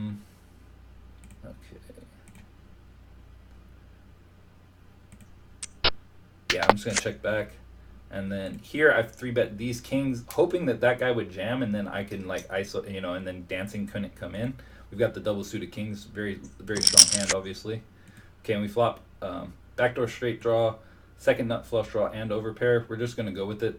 Queens only has like double pot, and he can get in hands here that we dominate. We also have backdoor nut flush draw, so we're just gonna bomb and get it in. And then we're semi bluffing the turn here with the gutter. Okay, he has the nut flush draw. Are you kidding me? And he hits an ace. So sick. So sick. Gosh dang it. All right, well, our wish for him to have a stack is good. Now he does, but and we're happy to have him in the game for sure. He's very bad, but yeah. Okay, and this is a great river over here.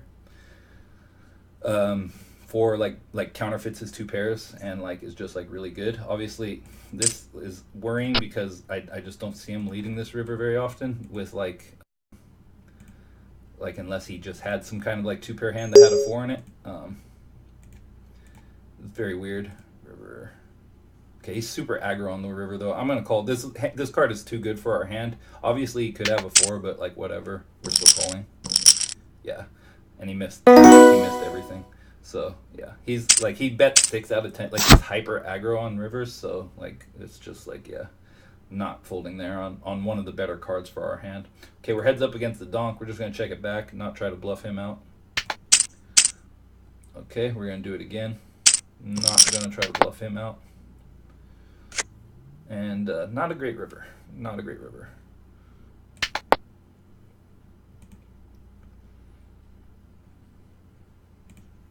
Hopefully he has nothing. He had a jack. Okay. Okay, fair enough. Oh, I was talking about this hand, sorry. On this table. My bad, my bad. Bad streamer. Bad streamer. I'm not even streaming. I'm taping for YouTube. Alright. Hope y'all enjoying this content. Give it a like, give it a subscribe. Tell your friends Duffy's back on the streets, grinding the micro stakes. I'll probably be moving up eventually, like, to like 25-50. I feel like I'm beating these stakes reasonably consistently, but I don't really know yet. I have to like kind of wait and see. Like I just haven't put in enough. I've played like maybe like 15,000 hands or something, like not that many, and I'm winning, but like I'm not completely crushing. But also PLO has crazy variance in 15k hands, so it's not telling me that much. But I definitely know that I'm not playing like optimally. Like I have some leaks that I need to work on and stuff. So so basically I think I'm at a level where I'm beating these stakes, not as much as I could be beating. I want to get to where I'm kind of crushing them, and then I'll move up to 25-50. Like I don't want to be just like kind of beating them before I move up, or like beating them by like, you know, not a big win rate, which is kind of where I am right now.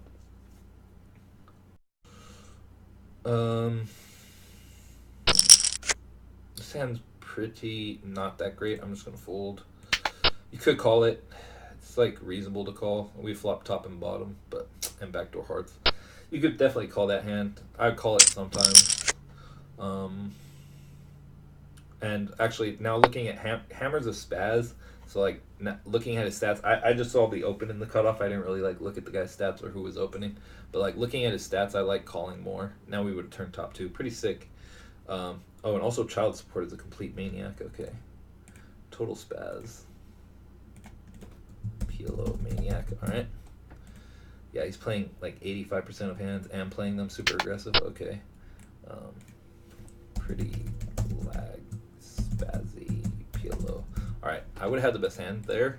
Unfortunately, I folded pre. Okay, well, like, I need to pay attention because, like, if I saw Hammer's stats there, I definitely would have played that hand. Just because he's opening, like, a ton of hands. Like, he's opening, especially, actually, let's see, pre-flop, how much he's opening. He's opening 37%, but, like, from the cutoff and button, he's opening, like, 60 and 75%. So like a total of like 70% from the cutoff or button.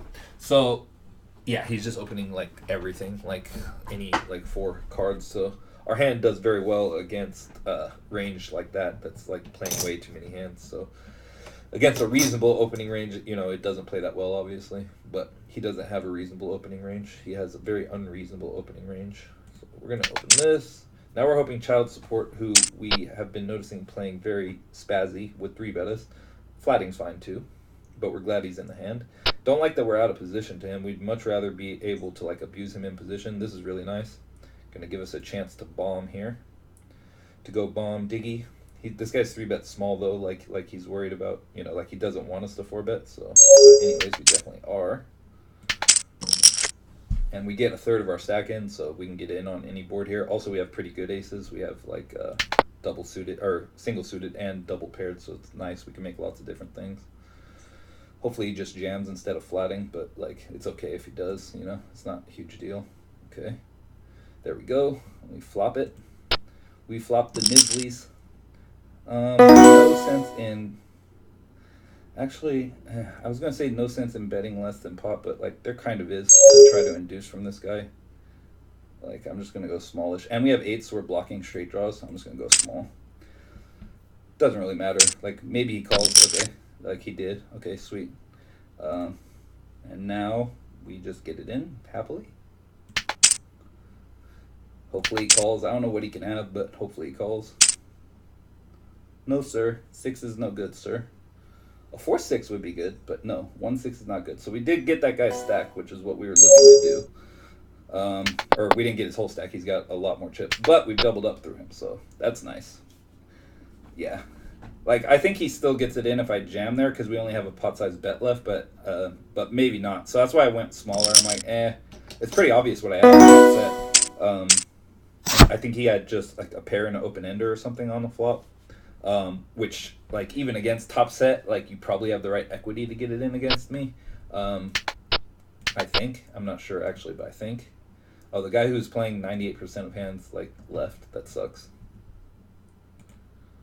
I hope you guys were watching the right table there. I was talking about the right table. I don't remember.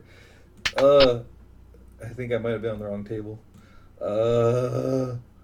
Okay. So let me do this. In case I was on the wrong table, so that you can see, I'll replay the hand. Okay. Okay. There's no way to resize this replayer. You gotta be kidding me. Previous. Okay, here we go. All right. I gotta find a way, like part of the screen to put this in, which I don't really have. I could just tell you, I guess. All right. Well, if I was on the wrong screen on this table, what happened was, I had double suited aces. I raised, child support flatted me. Super Menge or whatever in the big blind 3-bet me. He didn't have a full stack, and he didn't 3-bet the full amount. Like, he 3-bet like smallish. I 4-bet with ace 8 single suited, and then child support flatted the 3-bet and the 4-bet cold, behind me, and then it came back and the other guy flatted, and then I flopped top set. It was like 8. It was ace 6 5, I think, and child support had 8. Like 8 7 7 6 or something, a pair, and I'm just gonna call these aces here. I 3-bet a fair amount, obviously, but I'm just gonna call these ones. And so he had a pair and an open ender, and I just I c-bet, like I only had a pot size bet left, but I c-bet like a third pot instead. He called. The turn was 6, so we made trips. I shoved the rest on the turn. He called, and we won. All right, reasonably good, or very good card considering there's a queen and jack of diamonds on board. So we're trying to fade lots of 9s and kings and things of that nature. Great river card, obviously. We can definitely value bet here and represent busted draws from out of position. So that's what I'm going to do. Obviously, though, we take away his opportunity to bluff busted draws, but there are a reasonable number of hands that can hero call us here, like kings or like ace queen or like queen jack, for example. So he snap folded, so he probably had draws or air, but people are not necessarily gonna, actually, now that I think about it, that is a good spot for someone with busted draws to represent aces, so checking there could be pretty good. I'm not really sure. I'm gonna 3-bet this hand against a min raise, just start building a pot. Nice rundown hand, and we flop very well. We flop a wrap and a queen high flush draw. We're going to bet and get it in.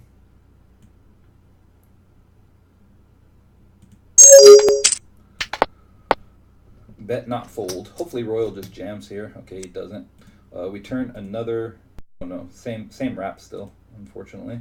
Okay, now do we want to check jam or check call or barrel? I feel like barrel. I don't he didn't raise us. I think he would if he had top set or anything. So we're going to go ahead and barrel and call it off if he jams. He could obviously have queen 8 or something. He snap calls again. I think he's got draws a lot. Luckily, we hit our draw, so that's good. Now the question is, do we check to him or just jam ourselves? Guess we just jam ourselves. If he has 9-7 or 2 pairs, there's a good chance he just calls us, right? All the draws missed, other than queen 9. So just jamming. He snap folds. He probably had just bare diamonds, and our diamonds were not good. But luckily, we got a good run out. If that's true. And here we flop top set and a raised pot. I'm just going to lead out, actually. It's a pretty dry board, though. I don't really know. All right, I'm going to go kind of small, but I am going to lead out.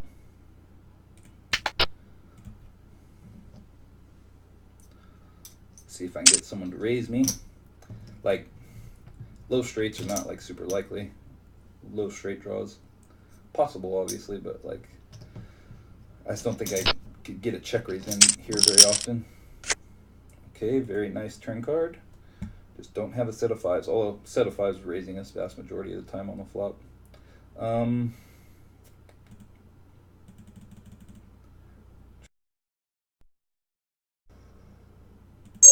gonna go smallish, obviously, but there we go.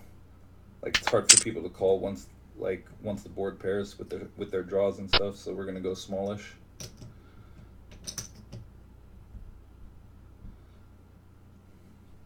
Damn, Sam, but we still want to be able to get money in on the river.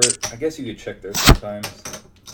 like I'm the thing I'm thinking is like, oh, I want to stack, you know, I want stacks in, but it's like sometimes like maybe not. So we got top pair, top kicker here on a pretty wet board and the nut flush draw. If someone donks, I'll probably just flat and try to get like multiple people to come along. If it checks to me, I'll definitely bet. Unless it's H hammer, I might just raise for value and try to get it in. Yeah. And then if it checks to me, I'm just going to bet for value.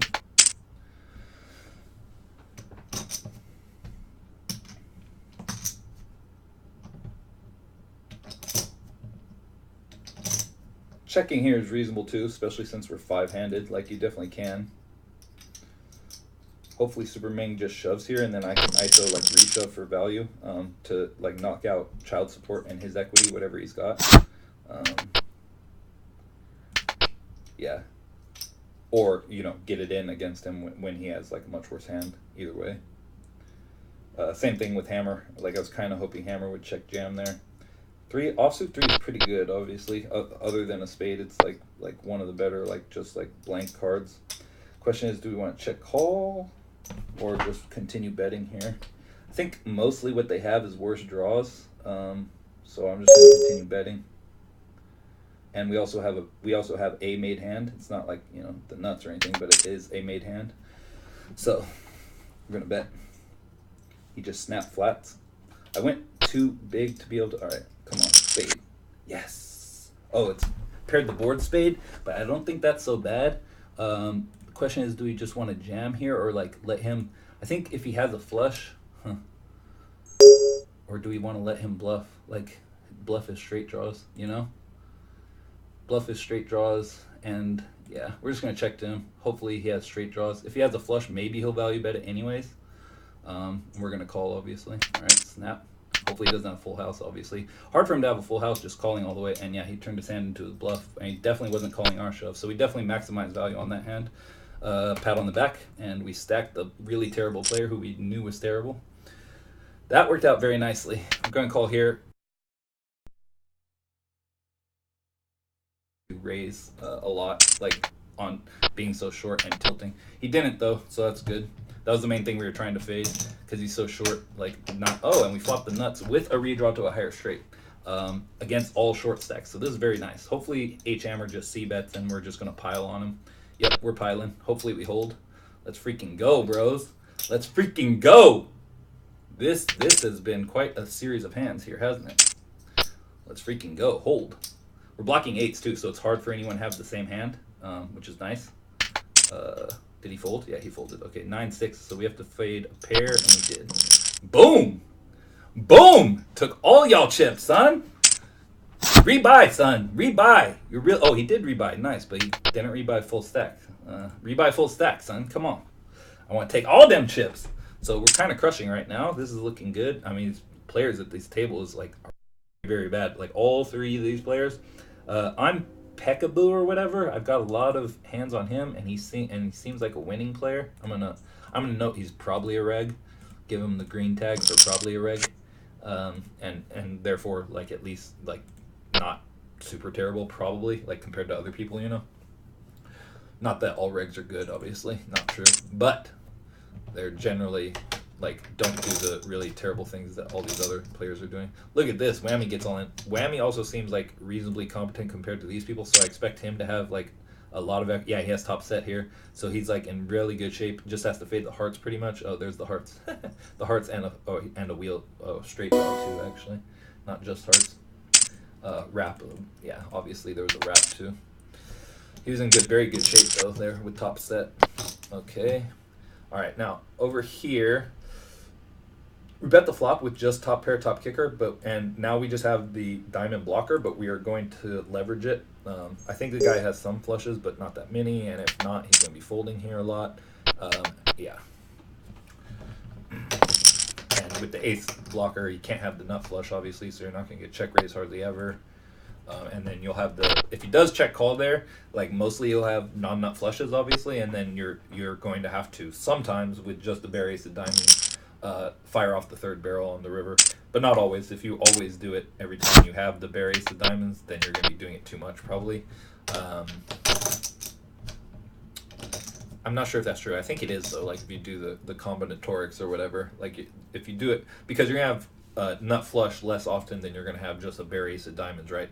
So if you're doing it, if you're bombing every time you have, you know, a flush as possible and you have the ace of diamonds blocker, then basically you'll be bluffing however it works out, but you're going to be bluffing more often than value betting. Like if it's a spot where you're either only value betting nut flush or the blocker, right? So yeah, so worth keeping in mind.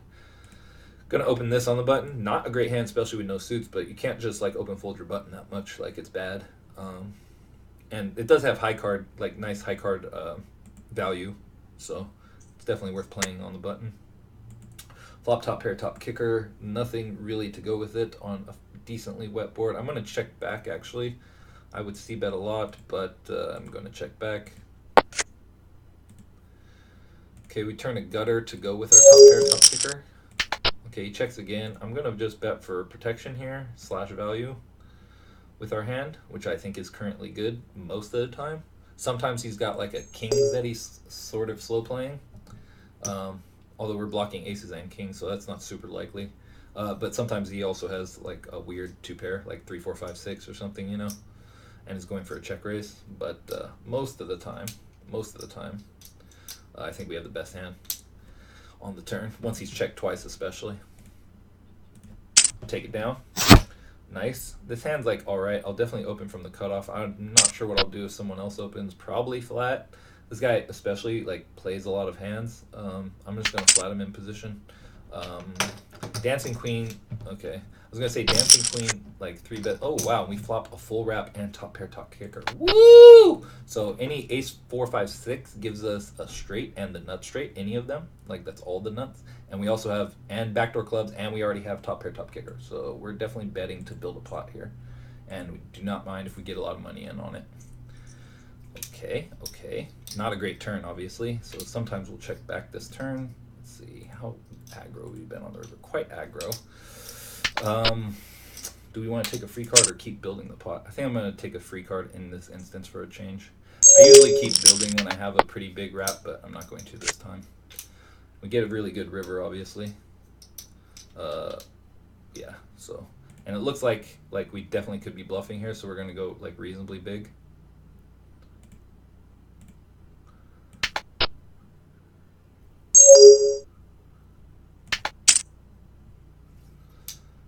Definitely could get calls from aces or kings here, obviously. We're definitely value betting. If we got check shoved, it would be extremely weird, and we'd be like, what the hell?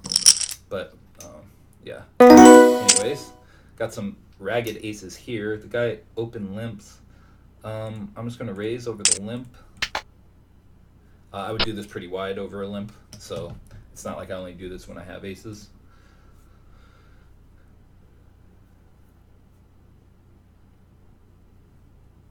If they limp re-raise, that would be good. Gives us a chance to like 4-bet, get like most of our stack in with bad aces, which we like to do. And then if they just call, that's all right too. We've got the ace of spades blocker here. Going to c-bet. Pretty ragged, disconnected board. We have ace, like we're blocking some of their like wheel cards that they would be calling with. He just snapped flats. Now the question is, if a spade comes, are we going to keep bluffing? I'm not sure.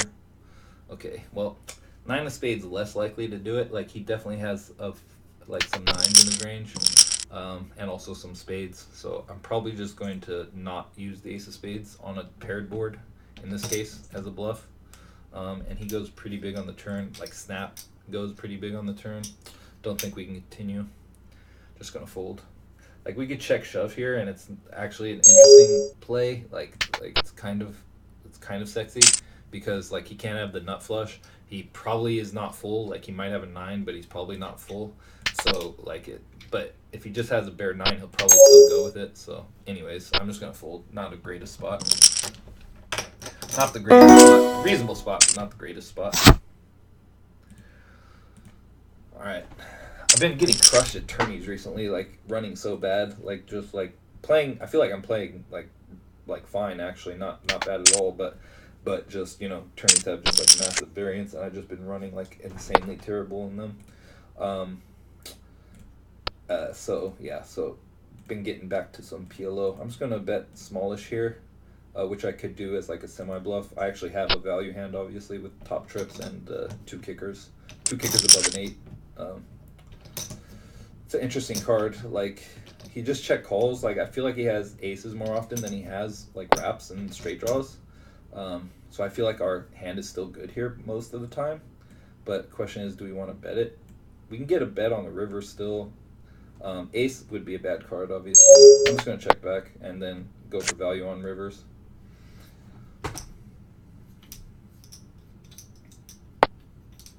This is interesting. Like, Ace Jack calls us, like, not sometimes he has like Queen 9 or 9-7 that he's just trying to pot control with, but I feel like not. I feel like he mostly has aces.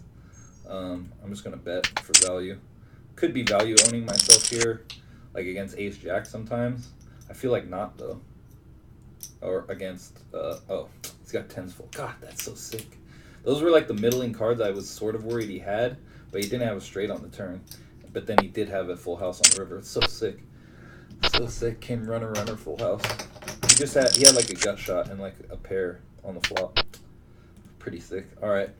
Yeah. You could just check back there. Maybe we're not getting called by anything. All right, here we make trips, and we have a kicker. This guy's leading out. I'm just going to call. There's spades on board. Obviously, we could be beat. So I'm just going to flat and try to fill up on the river mostly. Yeah, or hope he checks the river, obviously. All right, R8 is good here sometimes, so that's all right. Although there's straights too. Like, I just like, yeah. He just had pure trash. Literally nothing. Cool. No sense in betting it on that board, though. Man, that's unfortunate in that hand. Could have been a big hand. The 10 turn is not that good. And if I would have bet it, I would have got called. Or he just had 10-9, though. Maybe he would have folded the turn if I bet it. That was what I was worrying. He had hands that were like in that range, though. I kind of want to 3-bet this guy. Like, we have a reasonably strong hand. Yeah, I'm going to. We have a reasonably strong hand. I want to blow people out behind me and isolate against him in position. And he's opening like a ton of hands. Like, he's like opening extremely wide from all positions. So I want to isolate against him in position, which we've done, which is good. And he doesn't 4-bet, which is good. And we flop top 2, a gut shot, and the nut flush draw. So we're extremely excited. Only Jack 10 beats us. He insta donks into us. Could have Jack 10. We don't really care. We're happy to get in against him because he's spazzing.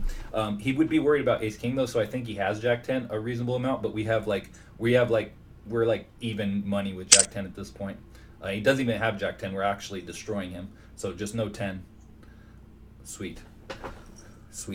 Yeah, we're actually just completely smashing his face right there. Unbelievable. Wow, that's just some pure donation right there, sir. I'll take it. Bottom 2 pair on Ace King Queen in a 3-bet pot, eh? You really think that's a good hand, buddy? Huh? You think that's a good hand, brother? I'm not sure about that, brother. It seems pretty light. Seems pretty light to just pot and get it. What was our SPR? We had like an SPR of like 4.5, 5? All right, friend. Whatever you think's the best. Maybe you know best. Maybe I don't know what I'm doing. All right, what did I do here? Did I just flat and open? I think I might have.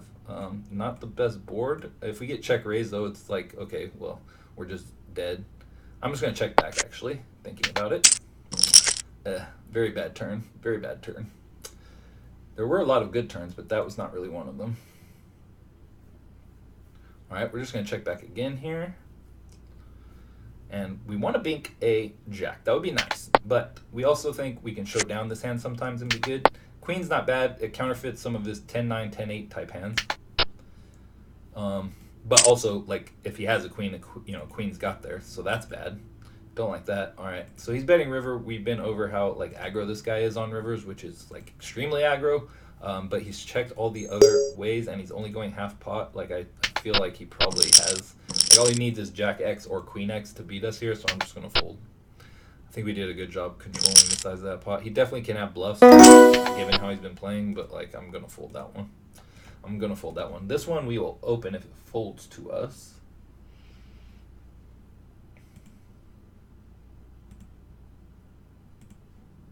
Yes, and it has, so we will open. Double suited hand with the suited ace on the button. That's nice. Love Kush plays like 70% of hands and short stacks, so I assume he's like very terrible. Short stacking, you should play quite tight if you're short stacking, and then just like once you get pretty good hands, like just get the money in.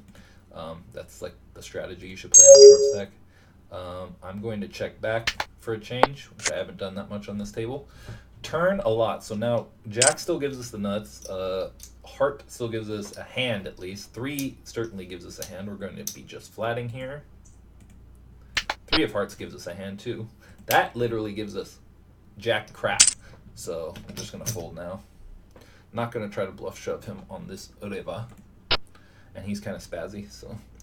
Gotta love playing with the spazzes, folks. Playing with the spazzes. That's what I like to do in this game. Y'all with me out there? Holla at your boy. Alright, got single suited queens here. We will open reasonably. Dancing queen is a regular of some kind and pretty tight for, like, not super tight. Like, he's, like, just normal. But compared to everyone else at the table, he's tight. I'm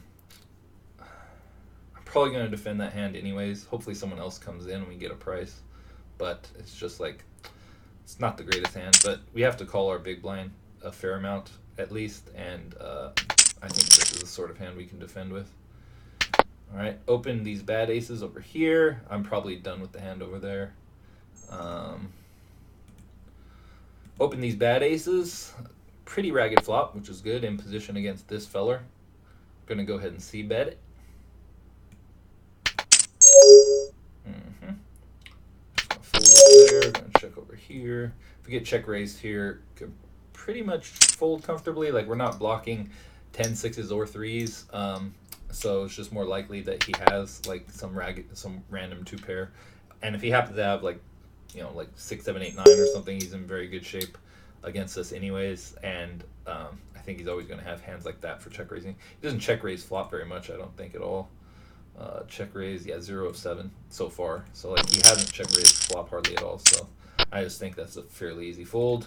Got a double suited hand here we'll be opening. Got a double paired hand over here we'll be calling. Yeah, we'll just be calling. It's a fairly tightish opener that we're playing against. The other hand, the other board came 8-8 deuce rainbow. This is not a good hand, a good flop for our hand Jack Jack 9, which 9-9, which sucks because there are a reasonable number of good flops, but that's not really one of them. Okay, and then over here, this guy dunked into 3 players on 8-8 deuce. I'm just going to fold, give up. Definitely going to fold trip queens up here to a raise. Trips in your hand in this game, if you don't know, is extremely bad to have. You don't want that. Only hand you like can normally play that has trips in it is 3 aces. That's partly too because the like obviously makes it harder to flop a set with aces, and therefore like drastically reduces the value of the aces hand. But also it gives you all 3 of the like nut blockers for nut flushes, for example, and stuff. And if you have a suit to go with it too, then you can still make you could still make 1 nut flush at least. So it's still reasonable to play like hands with trip aces in it in certain circumstances, but like even those are extremely weakened and far from lovely. Far from lovely. But they're all right. How long has the stream been going? I don't even know. I feel like we've been playing for a while, but I don't know. Anyways, thank y'all for watching my YouTube channel, The Illegit. Grinding these small stakes PLO, just going through hands. I'm not really, just more or less concentrating on the hands that come up and talking through them. Hopefully you can get something out of that as you're listening, and not really going into in-depth strategy, altogether, just really some basic tips and stuff. Obviously there's people who like, Jay Nandez, obviously he's like the big PLO YouTuber who has, a lot more knowledge and experience and plays higher stakes than I do. So I understand if you prefer watching him, it's reasonable. But he does sometimes, do like lower stakes and talks about strategy at lower stakes and stuff. But he doesn't play it on lower stakes all the time, which I pretty much am right now. And most other players are, if they're playing, most normal people will be playing low stakes. So, yeah, I'm just gonna flat this. So like they, like seeing someone else playing at low stakes gives a better feeling of like there's certain plays that Jay Nandez will be a lot is the same, but certain things he'll be doing that like you wouldn't do at that you would only do at the high stakes, for example. Whereas whatever I'm doing, if it's right, then it's probably right for you in your games. I'm actually going to float here. I've got the 9s and the jacks, which act as blockers on certain cards.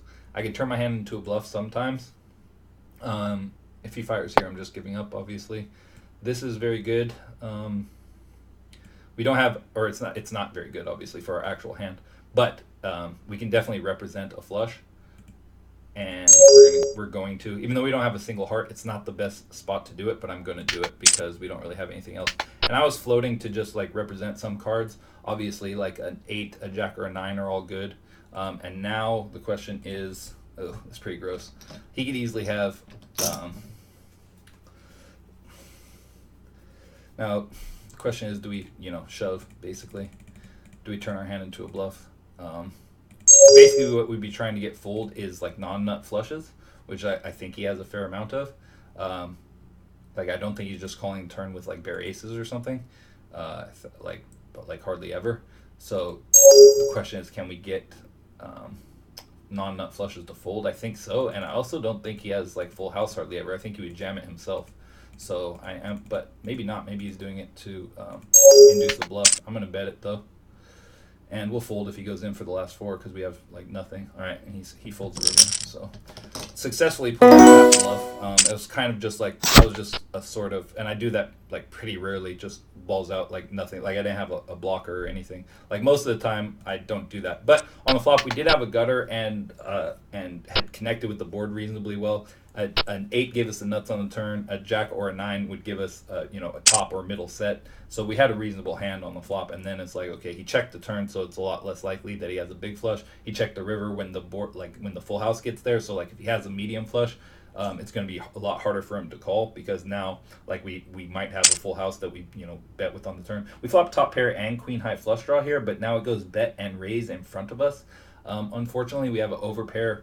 We have a 9 blocking the top, but it's like this guy, between the two of them, they're like our equity is just not going to be that good most of the time. So I think I'm just going to fold. Although this guy, yeah, it's pretty like laggy. Okay, and Kush just snap folds after min donking. That's unfortunate, because like I'm blocking top set, right, and I do have a big flush, but not the biggest. So it's more likely that guy just had like a set or 2 pair or something, like maybe with a flush draw to go with it, which may or may not have been a big flush draw. But when it's a bet and a raise, it's hard to play that hand. If it was just a bet, obviously we can easily call. Or possibly if it's heads up against Kush, and AB 24 folded in the middle, not only could we call, we would do the same thing he did. We would just raise and get it in against Kush because he's super like lag skewy. Our hand is reasonably strong, and he like has a short stack, so that's what we would do. Ace King 8-8 under the gun. That's a fold, I'm pretty sure. Okay, we defended this in the big against, Ante Up Goat, the total spaz crazy person from the other table, is now on this table. And we flop 3 pair, a gut shot, no, not a gut shot, 3 pair and a backdoor heart draw. So we're happy with that. We're happy to go with that. Hopefully he check raises. We'll get it in here for sure. Blind versus blind. But he just check folds. But this is nice. We've got position on Ante Up Goat, who's a total like spaz maniac. The 2 guys to our left are like seem reasonably good, but they're also reasonably tight, so that's kind of like what we would prefer. And then the loose bad players, especially Super Amenge and especially Ante Up Goat, whose VPIP is literally 99 right now, and his preflop rate is 40, so he's just like a complete like total maniac, at least preflop. Like postflop, maybe he exercises some discretion, I don't know. Seems like maybe he does, I don't know.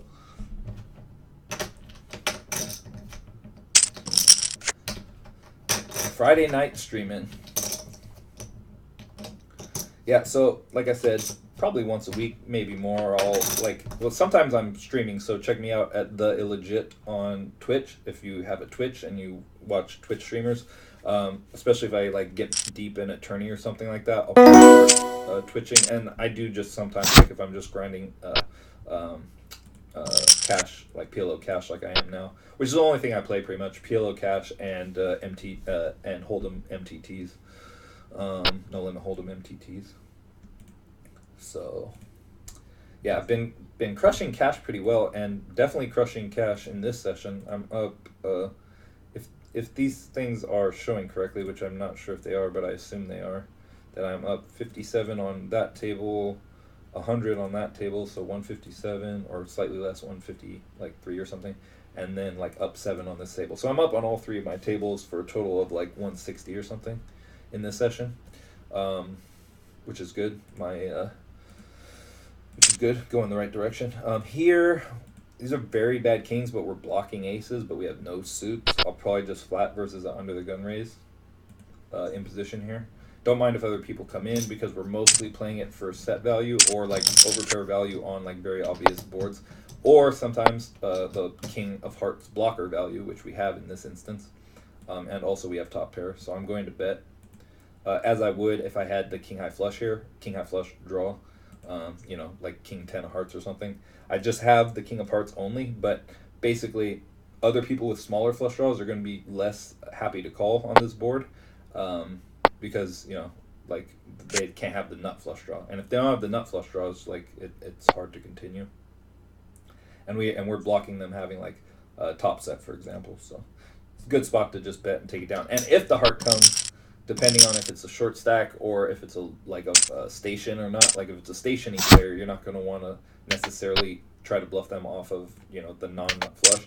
But if it's against a tighter player, then maybe you will, like, go full pot again on the turn, go full pot on the river, if they have a big enough stack to, you know, that it is actually pressuring them. If they don't, then you can't really do it, right? So like if Whammy or the other guy who was super short, like they, you know, like if a heart came and they had hearts, like you're not going to get them off it, so you might just like shut down, possibly.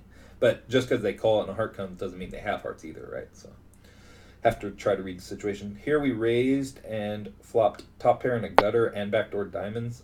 We're only heads up with those, so I'm going to c-bet. We got backdoor diamonds. We do have the gutter. We could call flush check raise if he check raised. I don't know what he would do that with that often, especially with us blocking top set, you know. So, and there are still reasonable cards for us to continue on. We pick up we pick up the nut flush draw, excuse me. And we're going to barrel here for value.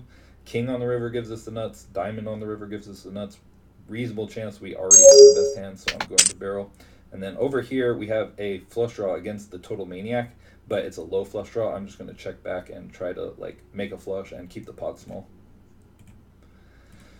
We totally brick here. There's some chance he had like king queen 10 or something, and now is not bluffing.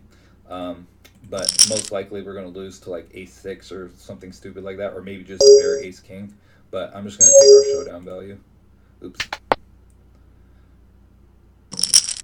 And we win. Sweet. So that was a very good barrel on the turn. And then down here against the maniac, I just called on the turn, and then now he checks river.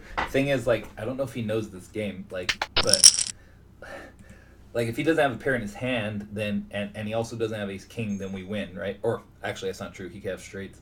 It's kind of sucky spot. I'm just gonna give it up.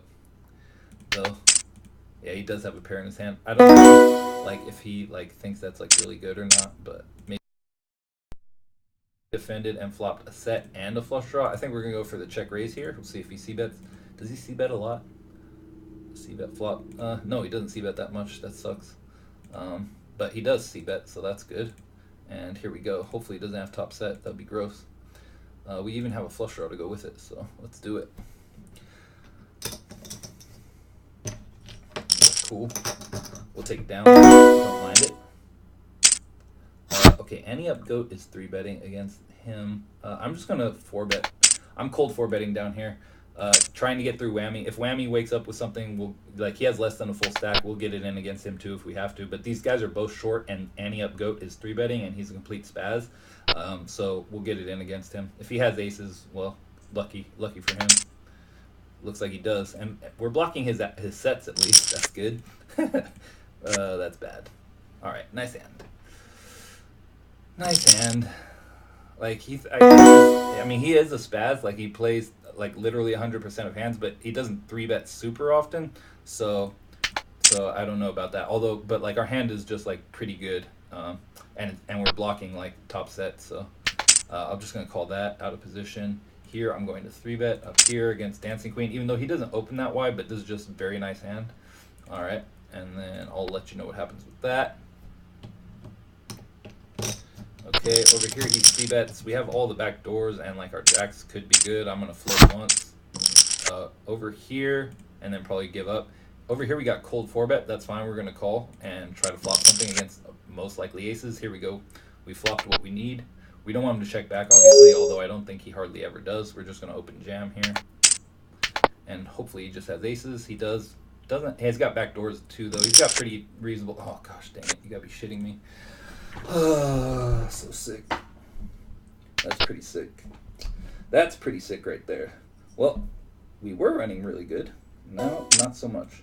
Yeah, I mean, after that flop, that's pretty gross. Like, he's got 2 backdoor flush draws, so he has, like, reasonable equity. Let's take a look-see at the equity calculator. But obviously, I think we had 3 pair even. So he can't hit, like, he can't counterfeit us with, like, a board pair, like, because we had all the pairs. Oh, no, we didn't have 3 pair. We had top 2, but, yeah, but we had a good hand. Man, I want to see what the equity was. That's what I want to see. What was the equity? Okay. I'm going to 3-bet that.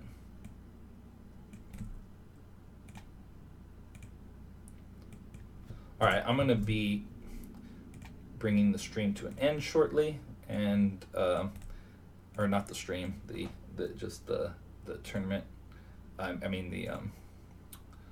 the video to an end shortly. I'm going to check this. I 3-bet this out of position. Not the greatest flop, obviously, with none of our suit and just a gut shot. If he goes big, I might just fold here. He goes full pot. It's pretty gross. Like, he has 2 pairs. He's got, like, combo draws. We just have an overpair and a gutter. I think we just have to fold. Yeah. Yeah. I think it's a fine fold. But unfortunate. All right, and then that was the other hand. And what was the board now? The board was king. I mean, he did get, like, he got, like, you know, a little, like, or almost exactly half of his stack in pre. So, you know, when he was, but he wasn't, and he also had cards that, like, connected in a way that were bad for us. What is this doing? No, what? Hold on. Why is this? Sorry. Fold. Here we're calling. All right. Thanks for watching, fellas. It's been a very good, nice session. Flop top set down here. Down there. We'll see how that goes. I'm just checking to start with. I'm trying to calculate this equity too. Let's see. Not on that one. On this one. On this one. Okay, turns a king after flop checks through. Probably still have the best hand. Also, though, there's also now, I mean, probably. Sometimes, you know, there's smaller flushes. Or small flushes. We're going to bet, though, and set up for, you know, when we pair the board on the river to get some value. Okay, here we're going to copy. All right, fold that, and then fold these, and then go there. What? Why is that not copying right? Okay, well, I'm just going to type it in. It's getting really annoying because it's not letting me. Okay, this guy, oh, he just check raises really small against Whammy. This is a weird spot, obviously. We're getting the right price to fill up against him. He probably has a flush. I doubt Whammy has the nut flush, would be slow playing here. I'm going to jam here to just, like, isolate our equity against him and try to get him to fold a flush, okay, or whatever he has. And then we could just try to pair the board. And then sometimes for Ming, he's super short, so he doesn't even have to have a flush, but we want to clean up our outs against him. So I do like jamming to isolate there, and maybe get the other guy to fold, you know, like fold a flush basically, and then be like we were probably up against a flush with Super Ming, but didn't have to be, you know. So and we were, unfortunately, all coming apart. So now we're only up 100 there. No, still up 100. That makes no sense. Can't be up 100 there because I only have 94 on the table. Things are showing wrong now, but whatever. But yeah, basically only up like 100 something, so like 10-bit buy-ins or something. Okay, now what was the flop on that hand when I had aces? Oh yeah, Where is it? Where is it? All right, here. When the other guy had aces, not when I had aces. Let me see. It was 8 of hearts, king of clubs, 7 of spades. 8 of hearts. So he had both backdoor flush draws, which sucks. King of spades. What? Why is it not? Unbelievable. 8 of hearts. What? 8 of hearts. What is it doing? It's like not letting me type in anything. It's so weird. 8 of hearts. What? 8 of hearts. What? What is it doing? I'm so confused. Calculator is just totally messed up. I have to like reboot it or something? What's it doing? I don't know what's going on with the calculator.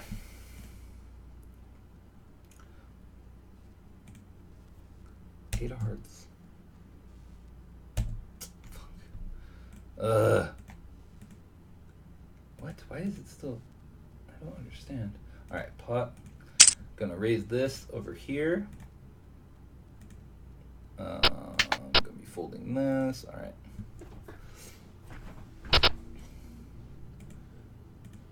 Gonna fold that. Ace hearts, king of clubs, 7 of spades. Yeah, that's right. What? I'm so confused. It won't.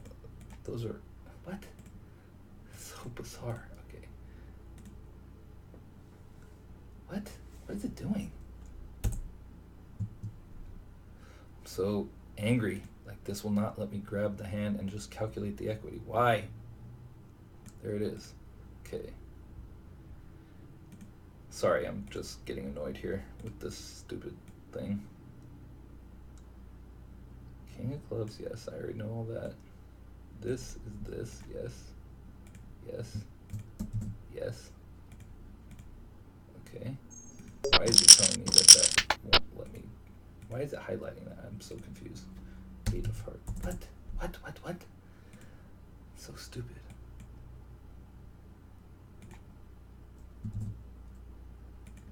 Clear.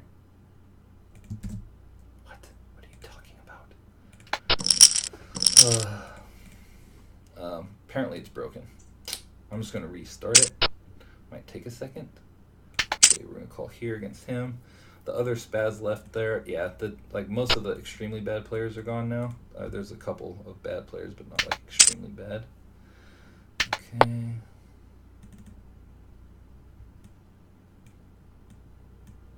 All right. Here, what do we have? Yeah, just top pair only. And then here we've got. I'm going to 3-bet against him to isolate. Oh, I meant to 3-bet bigger, obviously. All right. I'm talking about on the other table. Here I'm just check calling. And then here we made top 2. I'm going to bet. He goes for another barrel. We've got a gut shot and a jack high flush. So I'm going to call. Pretty bricky river there. On pretty bricky river on this board. Here I called, on the other table I called with my draw. I'm going to check there, try to induce a bluff.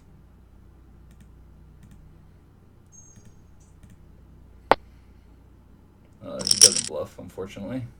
Okay, and then here I'm betting as a bluff. After 3-betting, I accidentally min 3-bet, which was not what I meant to do.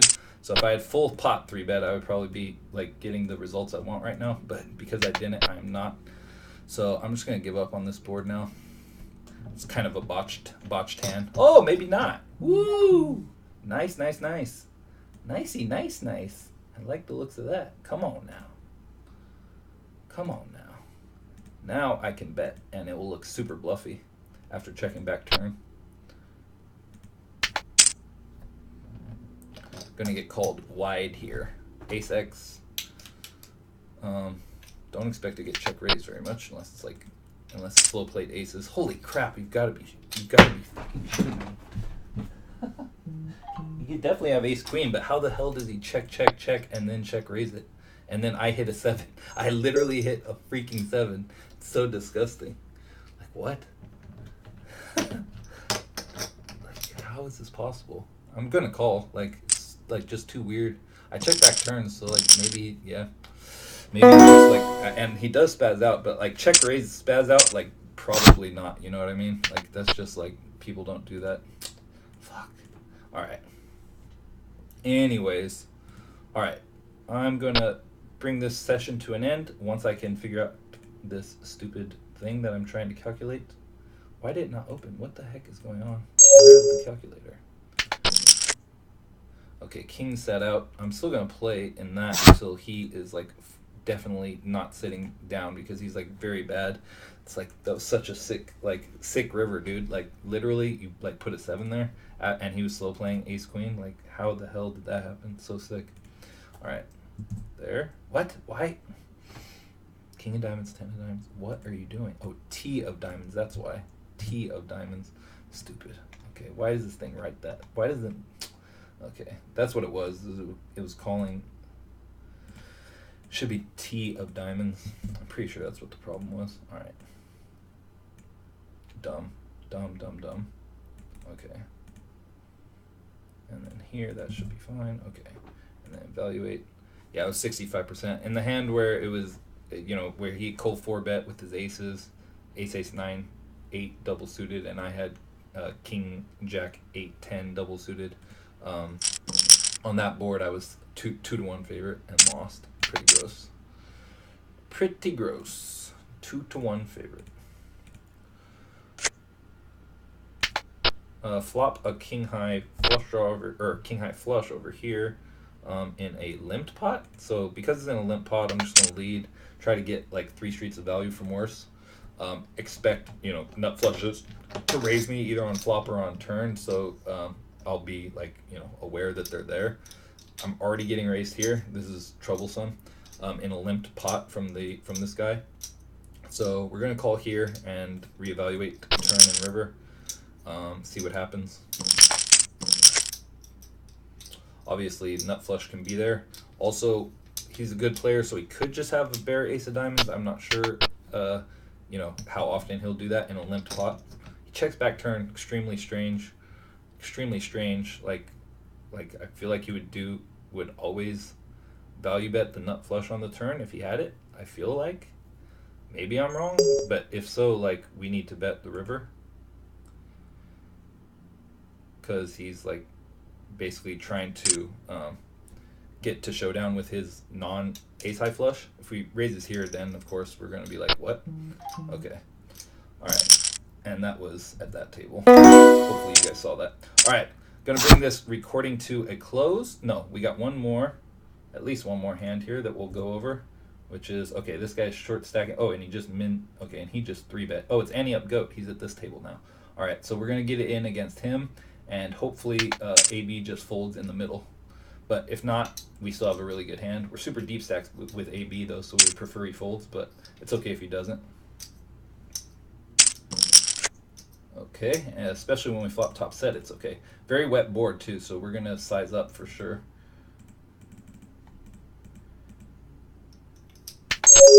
All right, we're going big here, fellas. It's going to be a very big pot. Hopefully he raises. Oh, he's got diamonds, but gosh dang it, fade diamonds in the side pot. Gosh dang it, you gotta be shitting me. Unreal. All right, well, we lost that $15 pot, which sucks with top set, but that's how it goes. Anyways, hope you liked this recording. Again, hit like, subscribe, all that good stuff. Tell your friends about our channel, and we'll catch you next time. Thanks for watching. Later, y'all.